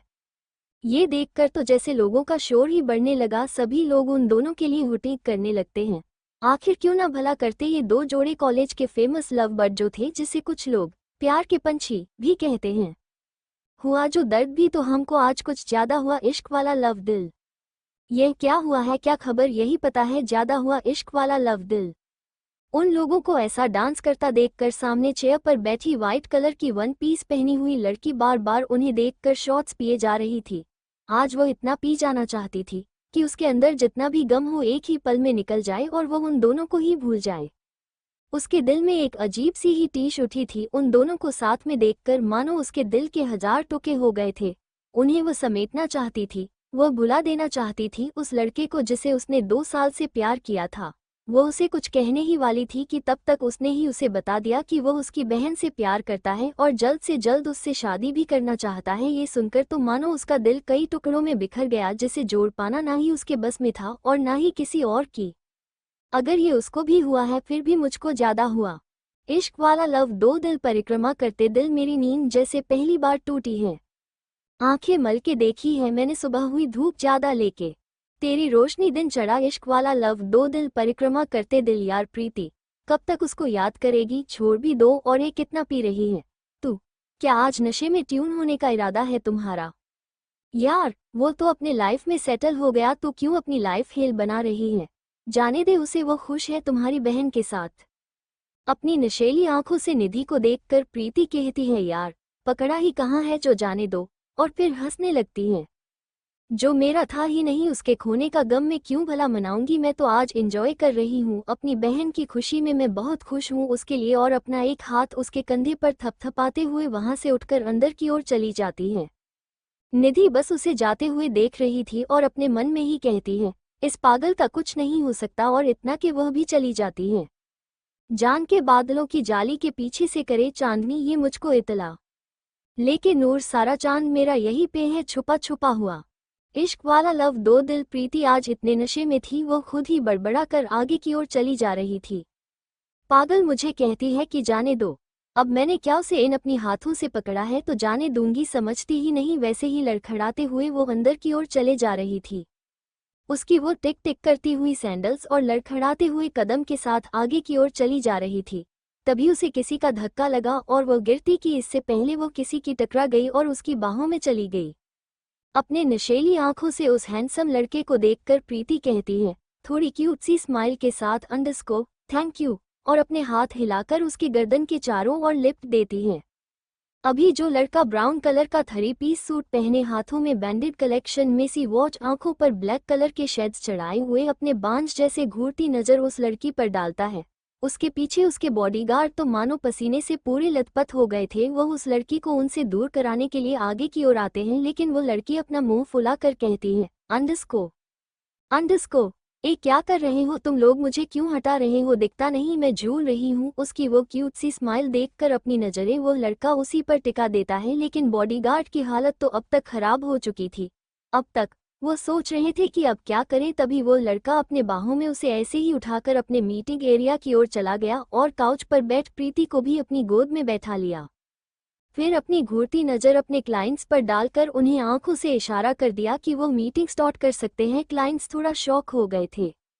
जब उन्होंने इस कंपनी के मालिक के बारे में पता लगाया तो वो कभी भी किसी लड़की को अपने आसपास भी भटकने नहीं देते अगर उन्हें लड़कियों से प्रॉब्लम नहीं है। यह उन क्लाइंट्स को पहले पता चलता तो अपने साथ 2-3 फीमेल स्टाफ को भी लेकर आते, लेकिन फिर अपनी नज़रें उस लड़की पर डालकर ऐसे घूर रहे थे मानो किसी कोहिनूर को घूर रहे हो। आंखें नीचे अंडरस्को जैसी ये 2 शब्द उन क्लाइंट के कानों में पड़े, हड़बड़ा कर नीचे देखने लगे। उन्हें इस आदमी से पहले से ही डर लग रहा था, बस शौक के मारे रो रहे थे, वरना उनकी इतनी भी हिम्मत नहीं थी कि उस आदमी को अपनी आंखें ऊपर करके भी देखें। फिर क्लाइंट्स को समझाने के बाद लड़का अपनी आंखें उठाता है और एक आदमी को इशारे से कुछ कहता है। वो इतना स्मार्ट था कि ना बोले ही अपने बॉस की बातों को समझ जाता था और फौरन उस जगह को छोड़ वहां से चला जाता है। फिर वो 2 क्लाइंट्स दोबारा हिम्मत नहीं हुई कि एक बार फिर अपनी नज़रें उठाकर उस लड़की को देखें, और ऐसे ही वक्त बीत गया और आधे घंटे के बाद मीटिंग ठीक खत्म हुई। फिर वो लोग उनसे कहने लगे आपको क्या लगता है मिस्टर प्रतीक रायचंद, क्या आप इस डील में इन्वेस्ट करना पसंद करेंगे? इस मुंबई की आधी से ज़्यादा कंपनी हमारी कंपनी के साथ जुड़ना चाहती हैं, लेकिन हमें डील सिर्फ आपकी कंपनी से करना चाहते। उसकी वो एटीट्यूड वाली बात सुनकर प्रतीक ने अपनी नज़रें उठाकर साफ शब्दों में बस यही कहा मुझे ये डील मंजूर नहीं है, तुम लोग यहाँ से जा सकते हो। उसके आवाज़ में इतना रोब था कि वो दोनों भी हड़बड़ा कर उठने लगे। क्यों? आखिर हमारी प्रेजेंटेशन में ऐसी क्या गलती है जो आप हमारे साथ कॉन्ट्रैक्ट साइन नहीं करना चाहते? इसे कि उसके शब्द पूरे होते एक बुलेट की आवाज़ सुनाई देती है और अगले ही पल वो आदमी धड़ाम से नीचे गिर जाता है। दूसरा आदमी बस अपना मुंह खोले बस नीचे गिरे अपने कलीग्स को ही घूरे जा रहे थे। उसके हाथ पैर भी अब कांपने लगे थे और माथे पर पसीने की बूंदें भी छा गई थी। यहाँ आने से पहले ही उनके दिल में दहशत थी कि वो जिन से मिलने आ रहे हैं वो कोई आम आदमी नहीं था, लेकिन फिर भी उस कलिंगस ने एक ही गलती की जुर्रत की कि आखिर क्यों का जवाब में उसकी मौत हो गई।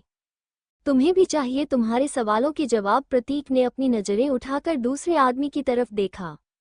वो आदमी अपनी लड़खड़ाती जुबान से नहीं कि वहां से भाग गया।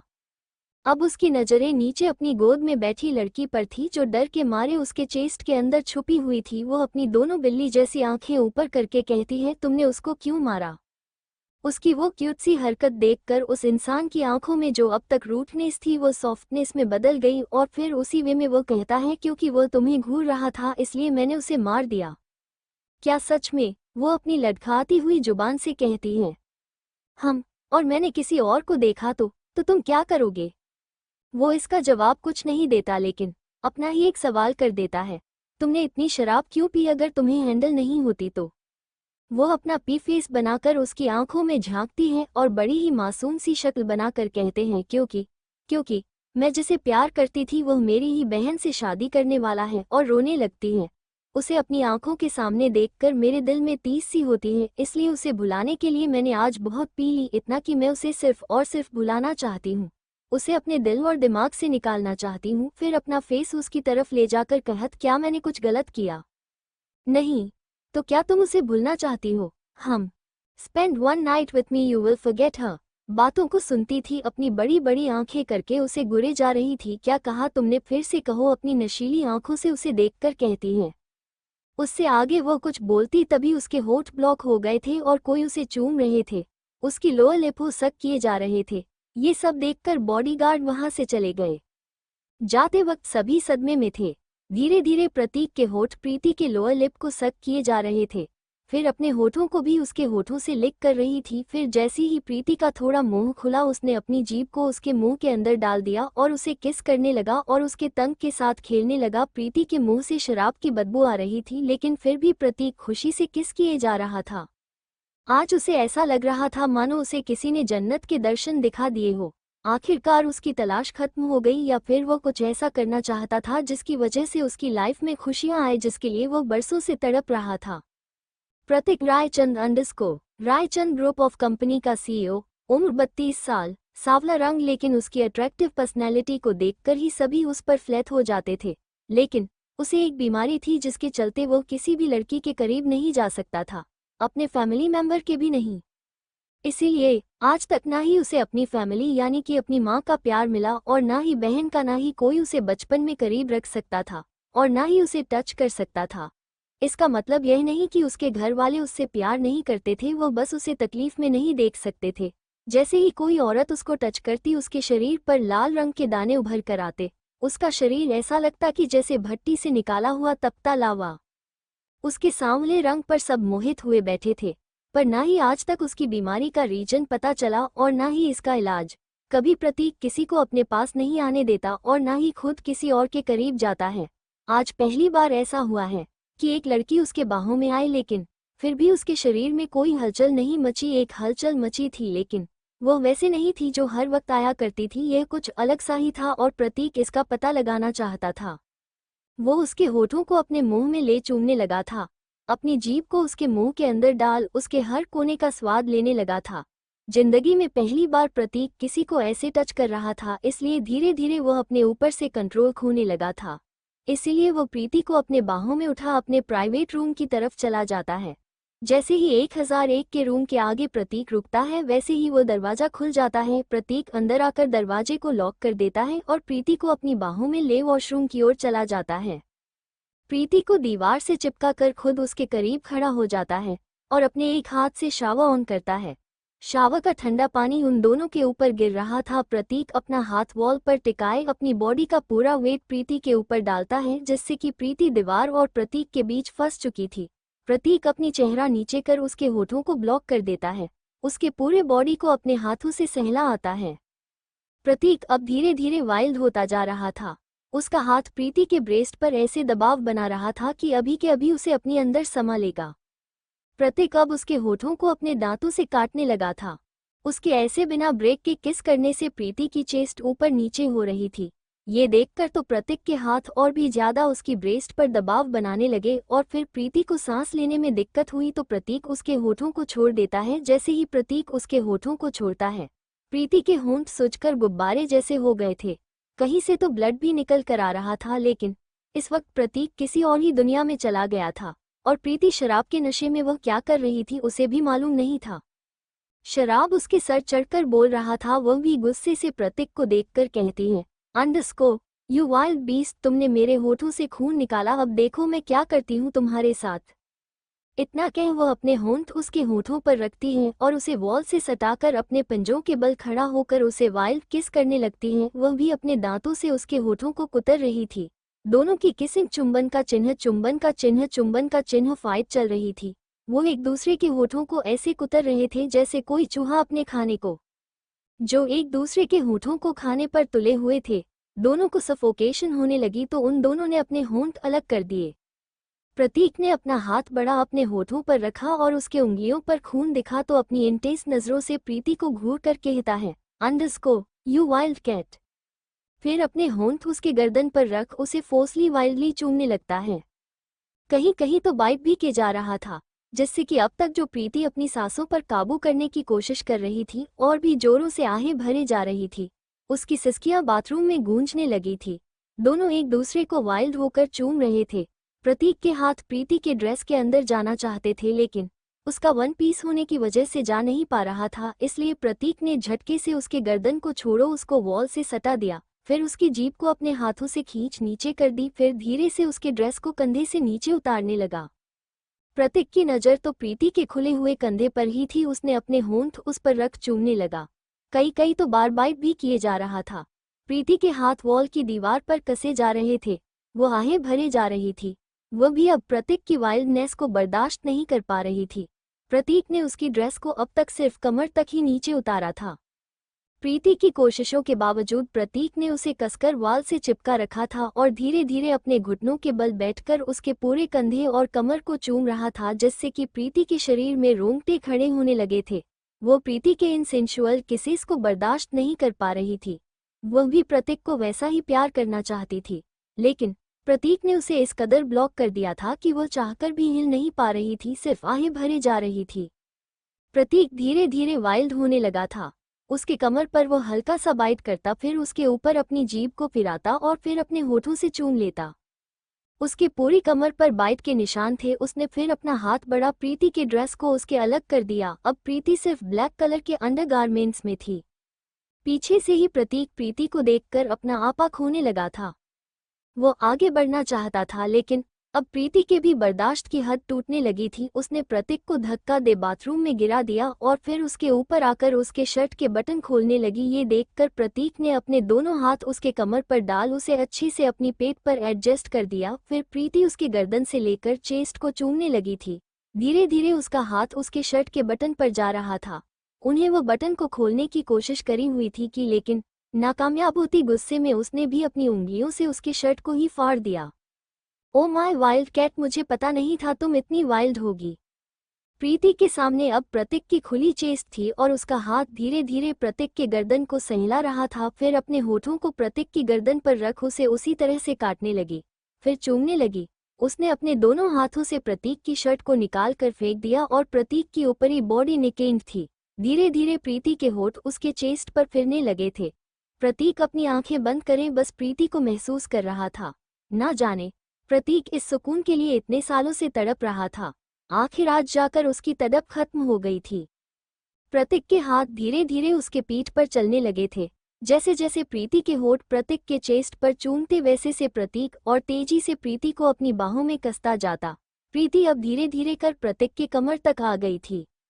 उसे पहले वो और नीचे जाती प्रतीक पलटका है और अब प्रीति उसके नीचे और वो उसके ऊपर था। उस वॉशरूम के फ्लोर पर दोनों ही एक दूसरे को काटे और चूमे जा रहे थे और एक दूसरे की सांसों को महसूस कर रहे थे।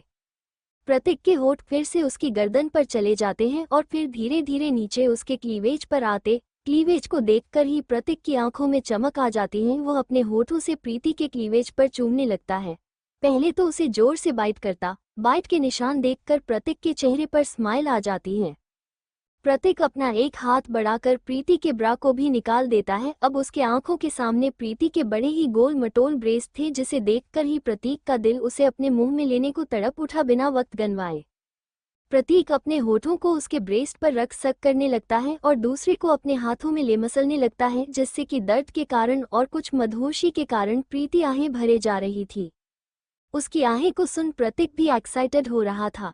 प्रतीक के निचले हिस्से में हार्डनेस होने लगी थी।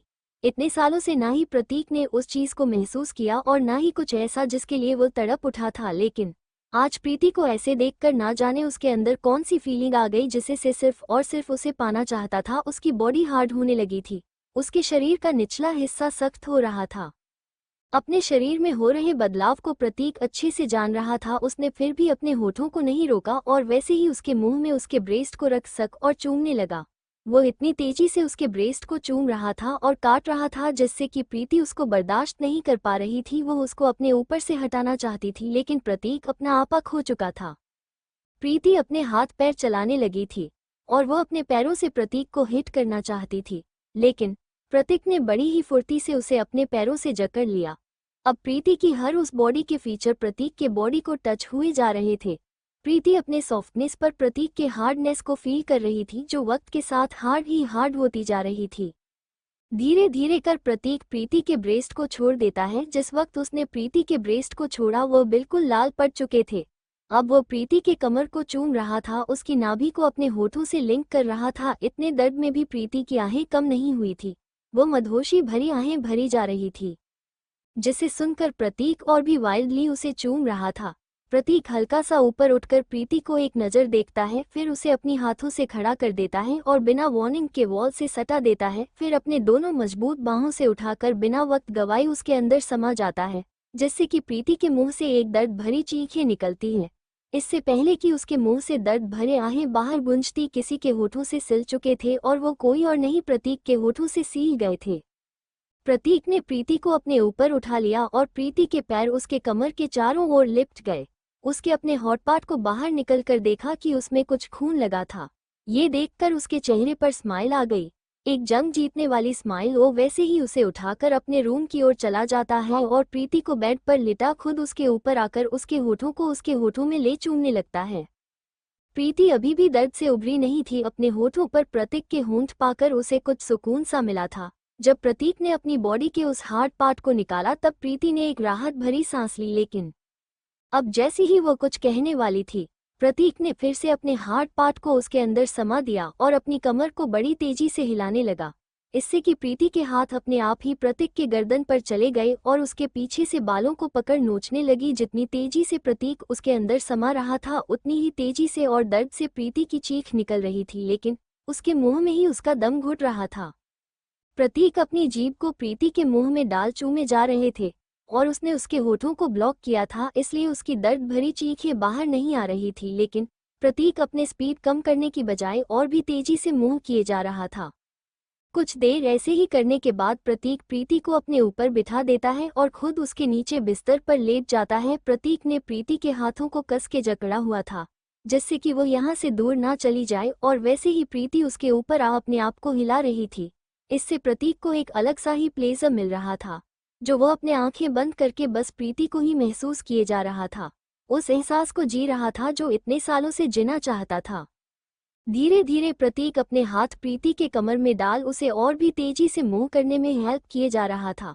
वो भी अपनी आंखें बंद अपने हाथों की मदद से स्पीड बढ़ा रहा था। प्रीति अभी इस मूवमेंट को एंजॉय कर रही थी। वो भी नशे में पूरी तरह से प्रतीक के ऊपर आकर उसके ही रंग में रंगने लगी थी। You are so sexy babes, I can't more control, इतना कह प्रतीक ऊपर आ जाता है और वह अपने नीचे प्रीति को दबोच लेता है। फिर अपने आप को प्रीति में इंटर कर उसके हाथों को ब्लॉक कर देता है। फिर उसके ब्रेस्ट पर अपने मुंह में भरकर अपने कमर को हिला रहा था। ऐसे ही करते करते 2 घंटे बीत गए, लेकिन फिर भी प्रतीक अपने आप को सेटिस्फाई नहीं कर पा रहा था। वो प्रीति को और प्यार करना चाहता था। प्रीति की हालत तो इन 2 घंटों में खराब हो चुकी थी। उसने प्रतीक के स्टेमिना को कुछ ज्यादा अंडर एस्टिमेट कर दिया था। प्रतीक के होठ फिर उसके गर्दन पर चलने लगे थे और धीरे धीरे कर उसकी ब्रेस्ट से फिसल कर कमर और कमर से फिसल कर थाई पर चले जा रहे थे। लेकिन इतना सब करने के बावजूद भी उसने अपने सेंसिटिव पार्ट को उससे अलग नहीं किया और वैसे ही प्रीति के लोअर पार्ट में एटर करते हुए सारी हरकतें किए जा रहा था। अब तक प्रीति उसकी हरकतों से ड्यूस हो गई थी और अपने आंखों में नशा ले प्रतीक को देखे जा रही थी। प्रतीक तो कब से ही प्रीति के नशीली आंखों में डूब गया था। उन आंखों को अपने ऊपर पाकर प्रतीक और भी एक्साइटमेंट से प्रीति को प्यार करने लग गया था। ऐसे ही करते करते सुबह के 5 बजे बज चुके थे। तब जाकर प्रतीक ने अपनी नीचे लेटी प्रीति को छोड़ा और उसके ऊपर ही लेट गया। प्रीति और प्रतीक दोनों ही एक दूसरे की बाहों में लेटे हुए थे। आज प्रतीक को एक सुकून सा महसूस होने लगा था जो 10 साल में उसे कभी भी नहीं मिला। और प्रीति जो अपने वन साइड प्यार से निकलना चाहती थी, उसे भी आज एक सुकून की नींद मिल गई। ना जाने प्रतीक के बाहों में ऐसा क्या था जो प्रीति अपनी आंखें बंद कर चैन से सो रही थी। प्रतीक अपना चेहरा नीचे कर प्रीति के गर्दन को सूंघ रहा था। उसकी वह भीनी भीनी सी खुशबू प्रतीक को मदहोश किए जा रही थी। जितना वो प्रीति को पाने की कोशिश करता उसे वो उतना ही कम नजर आ जाता। फिर अपने होठों को उसके कान के पास ले जाकर प्रतीक कहता है, अंडरस्कोर, आई नो बेबी, तुम किसी और दूसरे आदमी को प्यार करती हो, लेकिन अब से और इसी वक्त से तुम इस प्रतीक का जुनून हो और तुम मुझे छोड़कर कभी किसी और के पास नहीं जा सकती। और फिर उसके कानों के निचले हिस्से को बाइट कर देता है और एक किस। प्रीति नींद में ही कशमशाने लगती है और वह अपने चेहरे को दूसरी साइड एडजस्ट कर लेट जाती है। ये देखकर प्रतीक की आंखें सर्द होने लगी थी। उसे नींद में भी प्रीति का उसे इग्नोर करना पसंद नहीं आ रहा था। उसने अपना हाथ बड़ा उसकी थुड़ी को अपनी तरफ कर उसकी कानों में कहने लगा, underscore, never think even in your dreams that you can ignore me like this.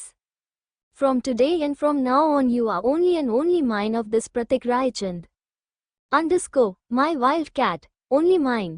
इतना के उसके होठों को चूम लेता है और फिर से उसे अपनी बाहों में ले सो जाता है। दूसरी तरफ अंडरस्कोर, उस नकाबपोश आदमी के इशारों पर कुछ लोग तेजाब के बर्तन ले तरुण की तरफ बढ़ने लगते हैं। तरुण इस दौरान अपनी गुस्से भरी आंखों से उसको देख रहा था और फिर उसी आवाज में कहता है, अंडरस्कोर, तुम कल भी इतने घटिया थे और आज भी उतने घटिया हो, लेकिन मैं तुम्हें इतनी आसानी से इस बार जाने नहीं दूंगा। तुम्हें मैंने ना मौत के घाट उतारा तो मेरा नाम भी तरुण कपूर नहीं। अच्छा, तो तुम मुझे मौत के घाट उतारोगे, और कैसे? इन जंजीरों से छूटकर। इसे देख रहे हो तुम, मैंने स्पेशली तुम्हारे लिए अरेंज किया है। इसे तुम अपनी ना ही जादू के पावर से छुड़ा पाओगे और ना ही किसी हथियार से। ये एक ऐसी जंजीर है जो सिर्फ और सिर्फ मेरे इशारों पर काम करती है और तुम पूरी उम्र इसी में कैद रहोगी। मैं तुम्हें उस हद तक तड़ पाऊंगा जब तक मेरे दिल को सुकून नहीं मिलता। अब जाकर तुम मेरे कब्जे में आए हो, इतनी आसानी से तो मैं तुम्हें जाने नहीं दूंगा। इतना कि अपने गुस्से से लाल आंखें उन लोगों पर डालता है और कहता है, अंडरस्कोर, तुम खड़े खड़े मेरा मुंह क्या देख रहे हो? जाओ उस पर तेजाब फेंको। उसके इस तरह ऑर्डर को सुनते ही लोग थर थर कांपने लगे थे। उनकी हिम्मत नहीं हो रही थी तरुण की ओर जाने की, लेकिन अपने मालिक का हुक्म न मानकर उन्हें मौत की सजा नहीं खाने थी, इसलिए वो डर कर आगे बढ़ने लगे। धीरे धीरे कर बर्तन का सारा तेजाब तरुण के ऊपर गिरने लगा। तरुण के शरीर की चमड़ी जलने लगी थी, उसमें रेडनेस आ गई थी। यह सब देखकर मानो उस लड़के की आंखों में ठंडक सी मिल गई थी, लेकिन अब तक उसका जी नहीं भरा था। वो तरुण को इस दर्द में तड़पता हुआ देखना चाहता था, लेकिन तरुण अपनी जगह से टस से मस ना हुआ और उसके मुंह से एक बार भी दर्द भरी चीख नहीं गूंजी। अंडरस्कोर, तरुण अपने हाथों के मुठिया भिंचकर अपनी जगह खड़ा था। जैसे जैसे तेजाब उसके ऊपर गिरे जा रहा था, वैसे उसे तरुण के शरीर की सारी त्वचा जलने लगी थी। उसने आंखों को बीच रखा था, दर्द सहन करने की कोशिश कर रहा था, लेकिन उसके दर्द की सीमा बढ़ती ही जा रही थी। उसने अपनी आंखें खोली। जैसे ही उसने अपनी आंखें खोली, उसका 6 फुट वाला शरीर एक 10 फुट वाले इंसान में बदल गया। उसकी वो भयानक आंखें देखकर सब लोग डरने लगे और धीरे धीरे पीछे हटने लगे, कुछ तो वही बर्तन के साथ गिरने लगे। आखिरकार मेरा अंदाजा सही निकला, तुम कोई आम इंसान नहीं हो, तुम मेरी ही जैसे हो। लिविंग रूम में दिया इधर से उधर टहल रही थी। वो कपिल के आने का इंतजार कर रही थी। पूरा एक दिन होने को आया, लेकिन अब तक तरुण की कुछ खबर दिया तक नहीं पहुंची। आखिरकार तरुण कहाँ गया, इसी सोच में वो घूम रही थी कि तभी उसे बाहर से कपिल आता हुआ नजर आया। कपिल, इससे पहले कुछ बता। दिया पूछ लेती है, क्या तरुण का कुछ पता चला? कहाँ है वो और किसने उससे उठा लिया? उसके सवालों पर कपिल अपनी गर्दन नीचे झुकाते हुए कहता है कि यंग मिस, हमने सभी जगह खोज शुरू कर दी है, लेकिन वो उसका कुछ पता नहीं चल रहा। पता नहीं चल रहा, इसका मतलब क्या है? तरुण पिछले एक दिन से लापता है और तुम एक ही रट लगा कर बैठे हो, पता नहीं लगा पाए। दिया गुस्से और फ्रस्ट्रेशन के कारण कपिल को सुना रही थी, लेकिन वो ये भूल गई कि जितना वो तरुण के लिए परेशान थी उससे कई गुना ज्यादा कपिल भी अपने बॉस के लिए परेशान था। फिर खुद को शांत करके वो वहां से अपनी कमरे की ओर बढ़ गई। पीछे से कपिल सिर्फ देखता ही रह गया। जाते वक्त दिया की आंखों में नमी से उतर आई थी। वो तरुण को याद कर रही थी। वो अपने मन में ही कहती है, आखिर तुम कहाँ हो मॉन्स्टर, तुमने कसम खा रखी है मुझे परेशान करने की और चैन से ना जीने देने की। उधर जब तेजाब के कुछ बूंद शरीर पर गिरे जा रहा था तब सिर्फ तरुण का शरीर ही जल रहा था। उसकी आंखें लाल हो गई थी। वो अपनी लाल आंखों से उस लड़के को देख रहा था और वो जो से कहता है, शेखावत तुम मुझे कितना भी तोड़ने की कोशिश करो मैं टूटने वाला नहीं हूँ। Underscore, you have no idea who you are keeping in your captivity, you will have to repent, remember Tarun Kapoor, you don't do anyone. उसकी बातों को सुन शेखावत हंसने लगता है और उसे आंखों में घूमते हुए कहता है, Underscore, regrets, to whom should I give this Shekhawat? You are forgetting whose name is Shekhawat, and I will regret what you are talking about. Such words as love, affection, caring, remorse are not in Shekhawat's dictionary, and will never be. As for you, the account of what you had snatched from me is yet to be settled. Remember, Shekhawat will also return you all that you had given me years ago. Cheat. By taking away my world from me, by taking away my love which I loved more than this. पछतावा भी किसे मुझे इस शेखावत को। तुम भूल रहे हो शेखावत किसका नाम है और मुझे पछतावा होगा ये बात तुम कर रहे हो। लव, अफेक्शन, केयरिंग, पछतावा ऐसी शब्द शेखावत के डिक्शनरी में नहीं है और ना कभी होंगे। रही बात तुम्हारी तो तुमने जो मुझसे छिना था उसका हिसाब करना अभी बाकी है। याद रखना शेखावत भी तुम्हें वो सब लौटा कर ही रहेगा जो सालों पहले तुमने मुझे दिया था। धोखा, मेरी दुनिया को मुझसे छीनकर, मेरे प्यार को छीनकर जिससे मैं इस दुनिया से बढ़कर प्यार करता था। तुम्हारे अंदर ना पहले दिल था और ना अब है। तुम सिर्फ और सिर्फ छीनना जानते हो, किसी को देना नहीं। तरुण की बातों ने शेखावत अंदर के ज्वालामुखी को और भी ज्यादा भड़का दिया था। वो उसी तरह घूर कर तरुण को देखता है और फिर अपने दांत पीसते हुए कहता है, अंडरस्कोर, तुम रिग्रेट करोगे कि तुमने मुझे ये क्यों कहा। मैं भी अब तुमसे तुम्हारी उस प्यारी चीज को तुमसे दूर करूंगा और मुझे जो चाहे वो सब हासिल करूंगा, बाय हुक और बाय कुक। इसके लिए मुझे कुछ भी करना पड़े, समझे। इतना कि वहां से चला जाता है। आप क्यों इतना परेशान हो रहे हैं? हमारा बेटा कोई ना समझी या नौसिखिया नहीं है जो ना समझ पाए उसके लिए क्या अच्छा है और क्या गलत है। एक अधेड़ उम्र की औरत अपने सामने खड़े इंसान को देखकर कहती है, अंडरस्कोर, ठीक कहा तुमने, वो छोटा नहीं रहा, बड़ा हो गया है, लेकिन हरकतें तो एक ऐसे बच्चे की तरह करता है जो चीज अगर उसे ना मिली तो वो किसी और के भी होने नहीं देगा। समझाओ उसे कि गुस्से से कुछ नहीं होता, उसके साथ जो भी हुआ उस सब का दुख हमको भी है, लेकिन वो इतना पागल हो जाएगा हमें नहीं पता था। वो तो दरबार में लोगों के बीच तो अपने बाप की इज्जत उछाल रहा है। उसने धोखे से उस गद्दी को क्या हासिल कर लिया, वह खुद को क्या समझने लगा। वो कब समझेगा जब इतने गुस्से से सब तबाह कर देगा। एक गहरी सांस ले वो अधेड़ उम्र का आदमी अपनी पत्नी की तरफ देखता है।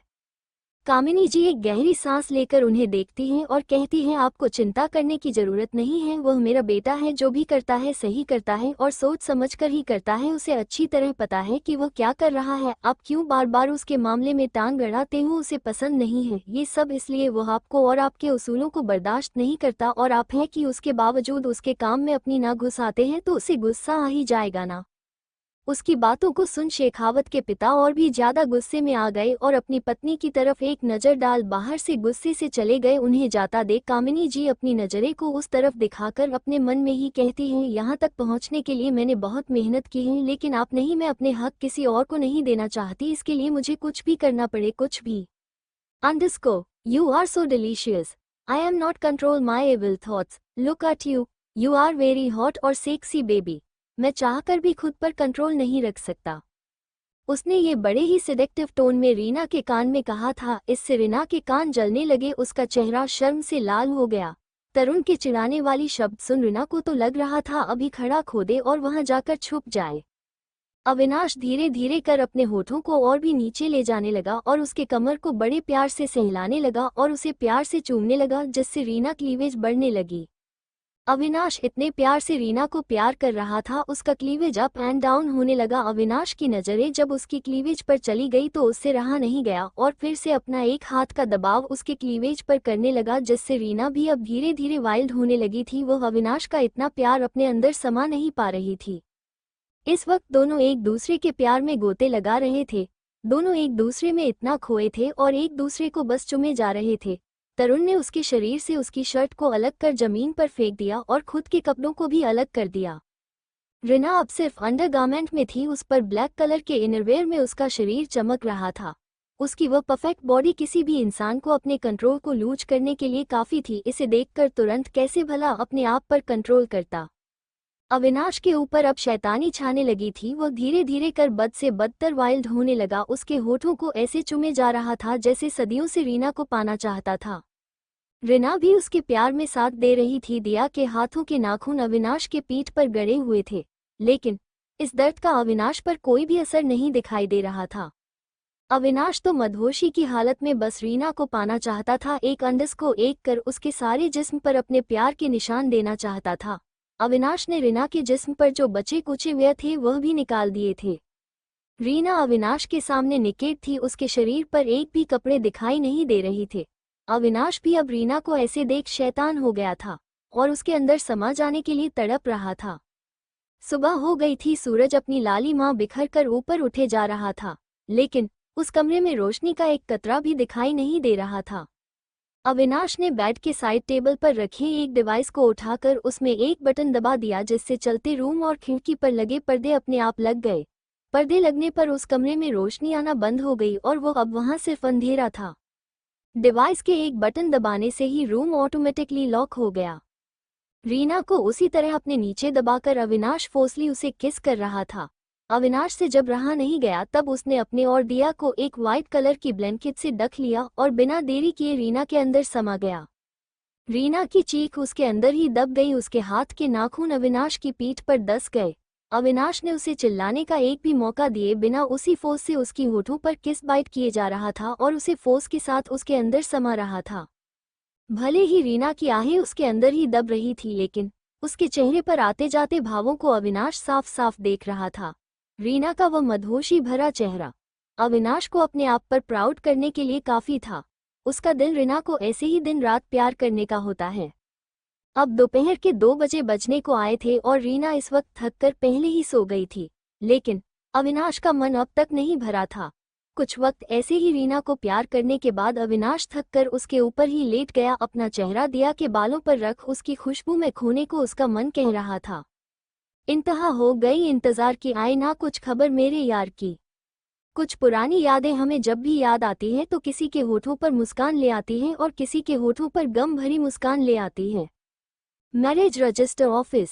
एक लड़की शादी का लाल जोड़ा पहने खड़ी थी। उसके हाथों में एक सर्टिफिकेट जैसा कुछ था जिस पर उसकी आंखें टिकी हुई थी और थोड़ी डब्बा सी भी गई थी। आज वो किसी की पत्नी बन चुकी थी, लेकिन 1 साल के लिए ना ही उसमें उसकी खुशी थी और ना ही उसकी मर्जी शामिल थी। मजबूरी भरा रिश्ता निभा रही थी या फिर निभाने जा रही थी। उसकी आंखों से एक आंसू लूडो कर उस सर्टिफिकेट पर गिर जाता है जहां पर उसने अपना नाम लिखा था। अब शायद उसका नाम भी अपना ना रहा, इसी में उसकी आंखें भरने लगी थी और अब उसने अपने नाम के सामने उस इंसान का नाम देखा। वो फिर से आंखों में आंसू लिए एकटक उस नाम को देखे जा रही थी। मिसेज रामिया शेखर वालिया। शेखर अपनी तिरछी आंखों से उसे ही देख रहा था। अब उसे गुस्सा भी आ रहा था कि यह लड़की ऐसे क्यों रो रही है जैसी मैंने उसकी कीमती चीज चुरा ली हो। लड़कियां तो मरती है मुझसे शादी करने के लिए और यह आंसू बहा रही है। कौन लड़की अपनी शादी के दिन रोती नहीं? उल्टा उसे तो खुश होना चाहिए, इतना हैंडसम पति जो मिला है। शेखर अपने आप को संभालते हुए आसपास देखता है। जब उसकी नज़र लोगों पर जाती है तो उन्हें ही देखे जा रहे थे कब से। शेखर उन्हें ऐसा लुक देता है कि सब फिर अपने काम में लग जाती हैं। शेखर अपने तेज कदमों से रामिया की तरफ बढ़ाता है और गुस्से में उसकी बाह पकड़ अपने दांत पिसते हुए कहता है, अंडस्को, तुम रो क्यों रही हो? या फिर तुम लोगों को ये जताना चाहती हो कि मैंने द शेखर वालिया ने जो एक बिजनेस टाइकून है उसने तुमसे जबरदस्ती शादी कर ली? उसकी बात रामिया अवाक होकर सुन रही थी। उसे गुस्सा भी आ रहा था कि उसने उसकी मजबूरी का फायदा उठाकर उससे जबरन शादी की और अब मुझ पर ही ब्लेम लगा रहा है। रामिया अपने गुस्से पर काबू करते हुए लेकिन थोड़े गुस्से से कहती है, अंडस्को, तुम्हारे कहने का मतलब क्या है? क्या मैं ये दुनिया वालों को दिखाना चाहती हूँ? देखो देखो, मुझसे तब बिजनेस टाइकून शेखर वालिया ने जबरदस्ती शादी की। मेरा बस चले तो तुम्हें मेरा पति कहना तो दूर, तुम्हें स्ट्रेंजर भी ना समझो, तुमसे बात करना तो दूर, तुम्हारी शक्ल भी देखना मुझे गवारा नहीं। आए बात समझ में। बातों को सुन शेखर गुस्से से काला नीला पड़ गया था। उससे रामिया को देखकर इतना गुस्सा आ रहा था कि उसका मन तो कर रहा था कि अभी उसे मार दूं, लेकिन अपने हाथों से मजबूर था। लेकिन फिर भी उसने अपने दांत पीसते हुए कहा, इसकी आदत डाल लो। तुम्हें मेरी शक्ल पसंद नहीं है ना? अब दिन रात तुम्हें बस यही शक्ल अपनी आंखों के सामने दिखेगी। और ज्यादा स्मार्ट बनने की कोशिश मत करना, क्योंकि इस शेखर वालिया की चील जैसी नजरों से एक पंछी भी नहीं बचता। तो तुम किस खेत की मूली हो? तुमसे क्या उम्मीद भी की जा सकती है? तुम्हारे कहने के हिसाब से या फिर तुम्हारे उस बेहुदा कॉन्ट्रैक्ट के हिसाब से मैंने तुमसे शादी कर दी और सिर्फ इरशाद 1 साल तक रहेगी। इस दौरान तुम ना ही मुझ पर अपनी पाबंदी तो होंगे और ना ही मुझे कहीं भी जाने से रोकोगे। आए बात समझ में? अगर तुमने ऐसा किया तो मैं उस कॉन्ट्रैक्ट को यही छोड़कर चली जाऊंगी। याद रखना मिस्टर वालिया। मुझे तुम्हारी सारी बातें याद है मिसेस वालिया, लेकिन ये बात कभी मत बोलना जिस वजह से मैंने तुमसे शादी की है उसे अगर कुछ हुआ या फिर उसकी आंखों में आंसू आया तो ये तुम्हारे लिए ठीक नहीं होगा। चलो मेरी एंजल, मेरा इंतजार कर रही होगी। उसके हाथों को पकड़ गाड़ी में बिठा देता है और गाड़ियों का काफिला अपनी मंजिल की ओर बढ़े चलता है। गाड़ी में रामिया खामोश बैठकर बस बाहर का नज़ारा एंजॉय कर रही थी और शेखर अपने लैप पर लैपटॉप रख उसमें कुछ काम कर रहा था। वो अपनी खाली आंखों से पीछे छूटे हुए लोगों को देख रही थी। उसकी जिंदगी एक पप्पी की तरह हो गई थी, जब चाहे उसे टॉर्चर करके चला जाता है। नहीं किसी को उसकी कदर और ना ही परवाह, बस अपना मकसद पूरा करने के लिए इस्तेमाल करते हैं। कुछ समय बाद उनकी गाड़ियां एक बड़े से आलीशान महल जैसे घर के बाहर पहुंचे। ये नज़ारा देखते ही रामिया का मुंह खुला कि खुला रह गया। वह अपने मन में कहती है, इस शैतान का तो घर महल जैसे दिख रहा है। लगता है बहुत पैसा है इस शैतान के पास, लोगों से लूटा हुआ। वो आगे आगे बढ़े जा रही थी। जैसे ये दरवाजा खुला उसकी आंखें ही रहने से बड़ी हो गई। एक 5 साल के बच्चे अपने हाथों में आरती की थाली लेकर थी और उसके पीछे एक अधेड़ उम्र की औरत जो मुस्कुरा कर देख रही थी। वो बच्ची भागकर अपने ममा के पास आ गई और रामिया को गले लगा लिया। रामिया बस हैरानी से खड़ी थी। उसे तो पता भी नहीं था इतनी छोटी बच्ची उसे जाने बगैर ही उसे गले लगाएगी। तभी उस बच्ची की लड़खड़ाते हुई आवाज रामिया के कानों में आ गई, अंडस्को वेलकम होम मम्मा। आपको पता है मैं आपका कब से इंतजार कर रही थी। देखिए मैंने आपके स्वागत के लिए आरती की थाल भी नैनी सी बनवा ली। रमिया बस हैरानी से उसे ही देखे जा रही थी और फिर उस बच्ची का ये कहना कि मम्मा रामिया के दिल को एक अलग सा एहसास दिला रहा था अपनेपन का। आपने बहुत सुंदर हो, ब्यूटीफुल, एकदम फली की जैसी। वह अपनी लड़खड़ाते हुए जुबान से कहने लगी। उसकी बात इतनी क्यूट थी और चाशनी में डूबे हुई रामिया के चेहरे पर ना चाहते हुए भी एक मुस्कान छा गई। तभी उन दोनों की कानों में की आवाज आती है और कहती है कि बहुरानी आप अपना दाया पैर बढ़ाकर इस कलश को हिट कर दीजिए और अंदर आ जाए, आपका गृह प्रवेश करना हो जाएगा। दूसरी तरफ रीना अविनाश के सामने निकेत थी। उसके शरीर पर एक भी कपड़े दिखाई नहीं दे रहे थे। अविनाश भी अब रीना को ऐसे देख शैतान हो गया था और उसके अंदर समा जाने के लिए तड़प रहा था। सुबह हो गई थी। सूरज अपनी लाली मां बिखर कर ऊपर उठे जा रहा था, लेकिन उस कमरे में रोशनी का एक कतरा भी दिखाई नहीं दे रहा था। अविनाश ने बेड के साइड टेबल पर रखे एक डिवाइस को उठाकर उसमें एक बटन दबा दिया, जिससे चलते रूम और खिड़की पर लगे पर्दे अपने आप लग गए।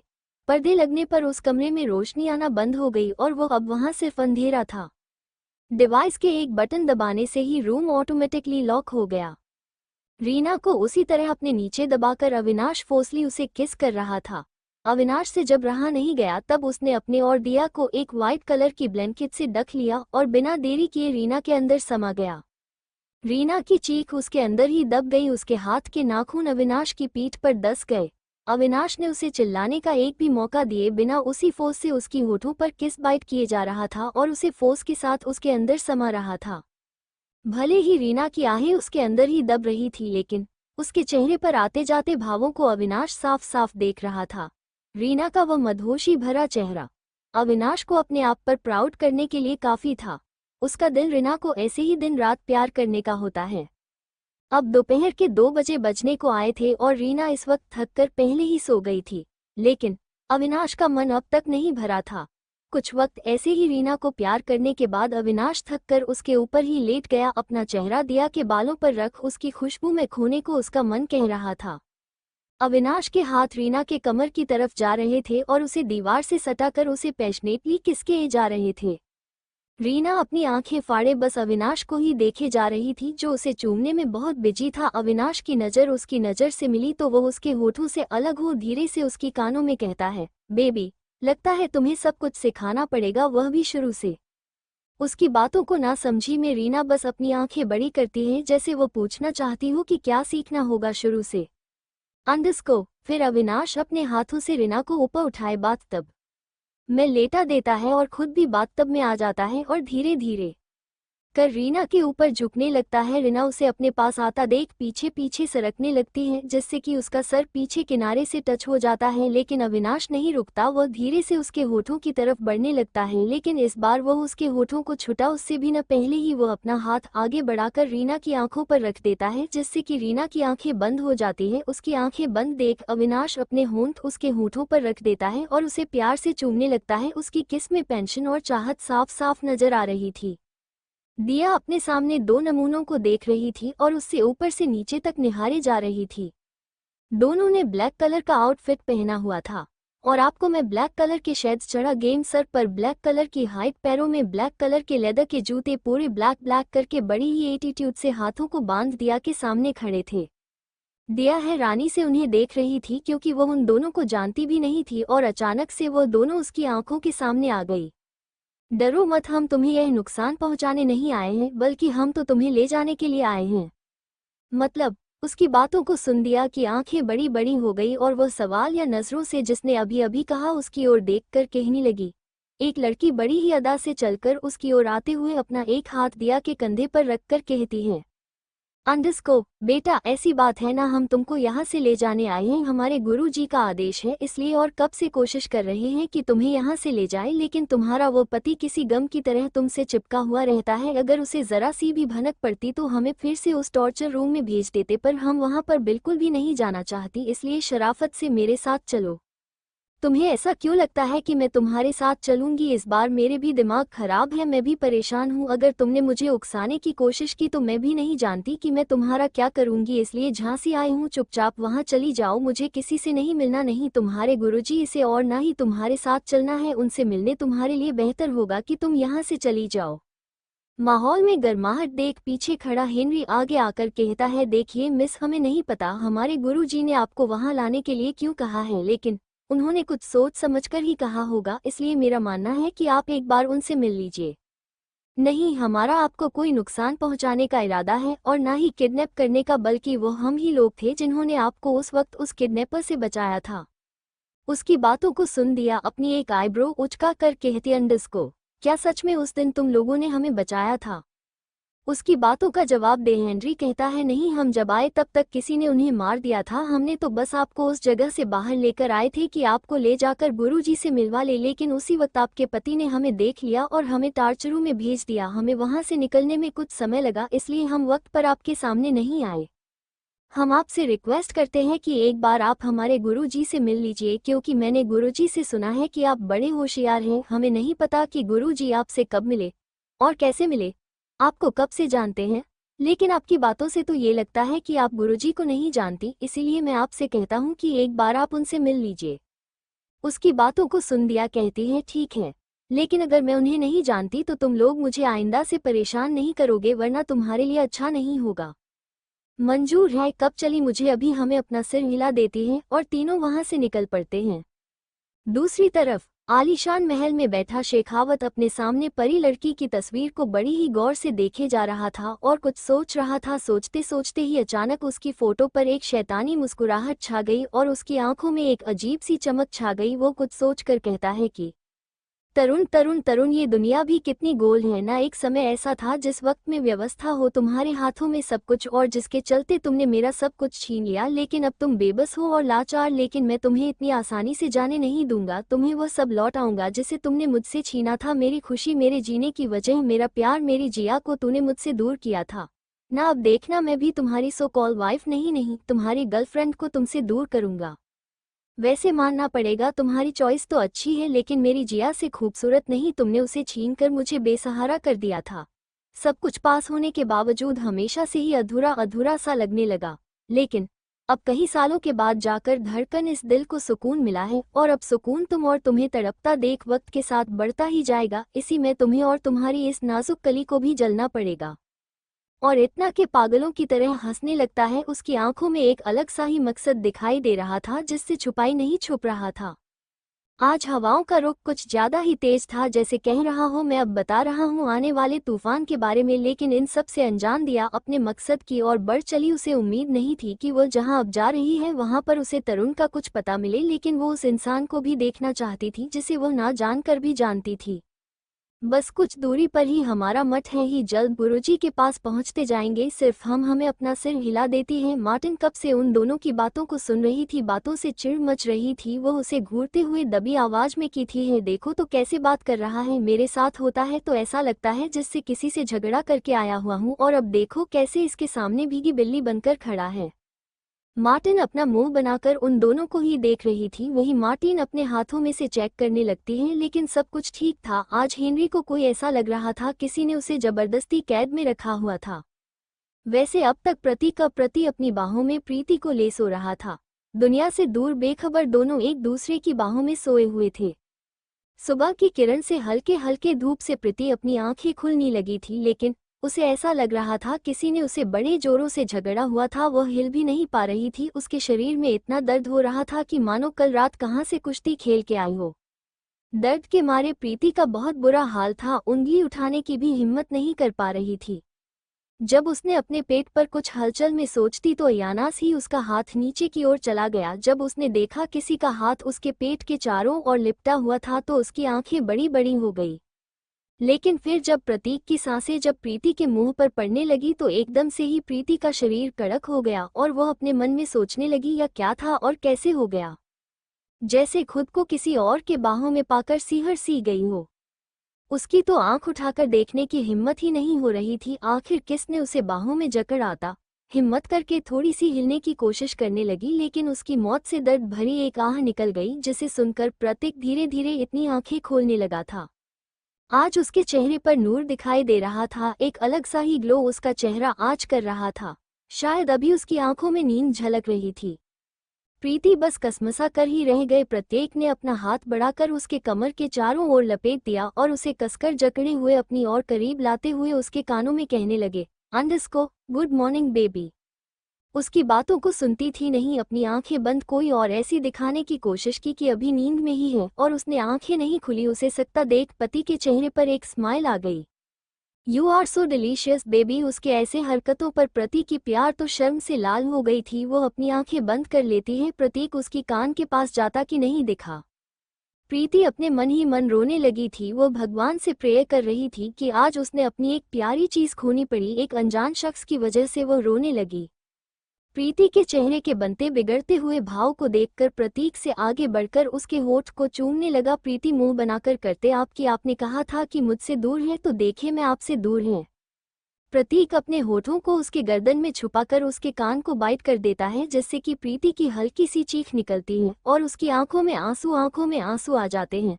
कहानी में आगे क्या होने वाला है, इस कहानी में हम आगे चलकर देखेंगे, लेकिन इससे पहले कि अगर आपका माइंड चेंज हो तो लाइक और कमेंट दे दीजिए। आगे इस कहानी में क्या होगा जानेंगे हम अगले एपिसोड में, तो बनते रहिए मेरे साथ। To be continued.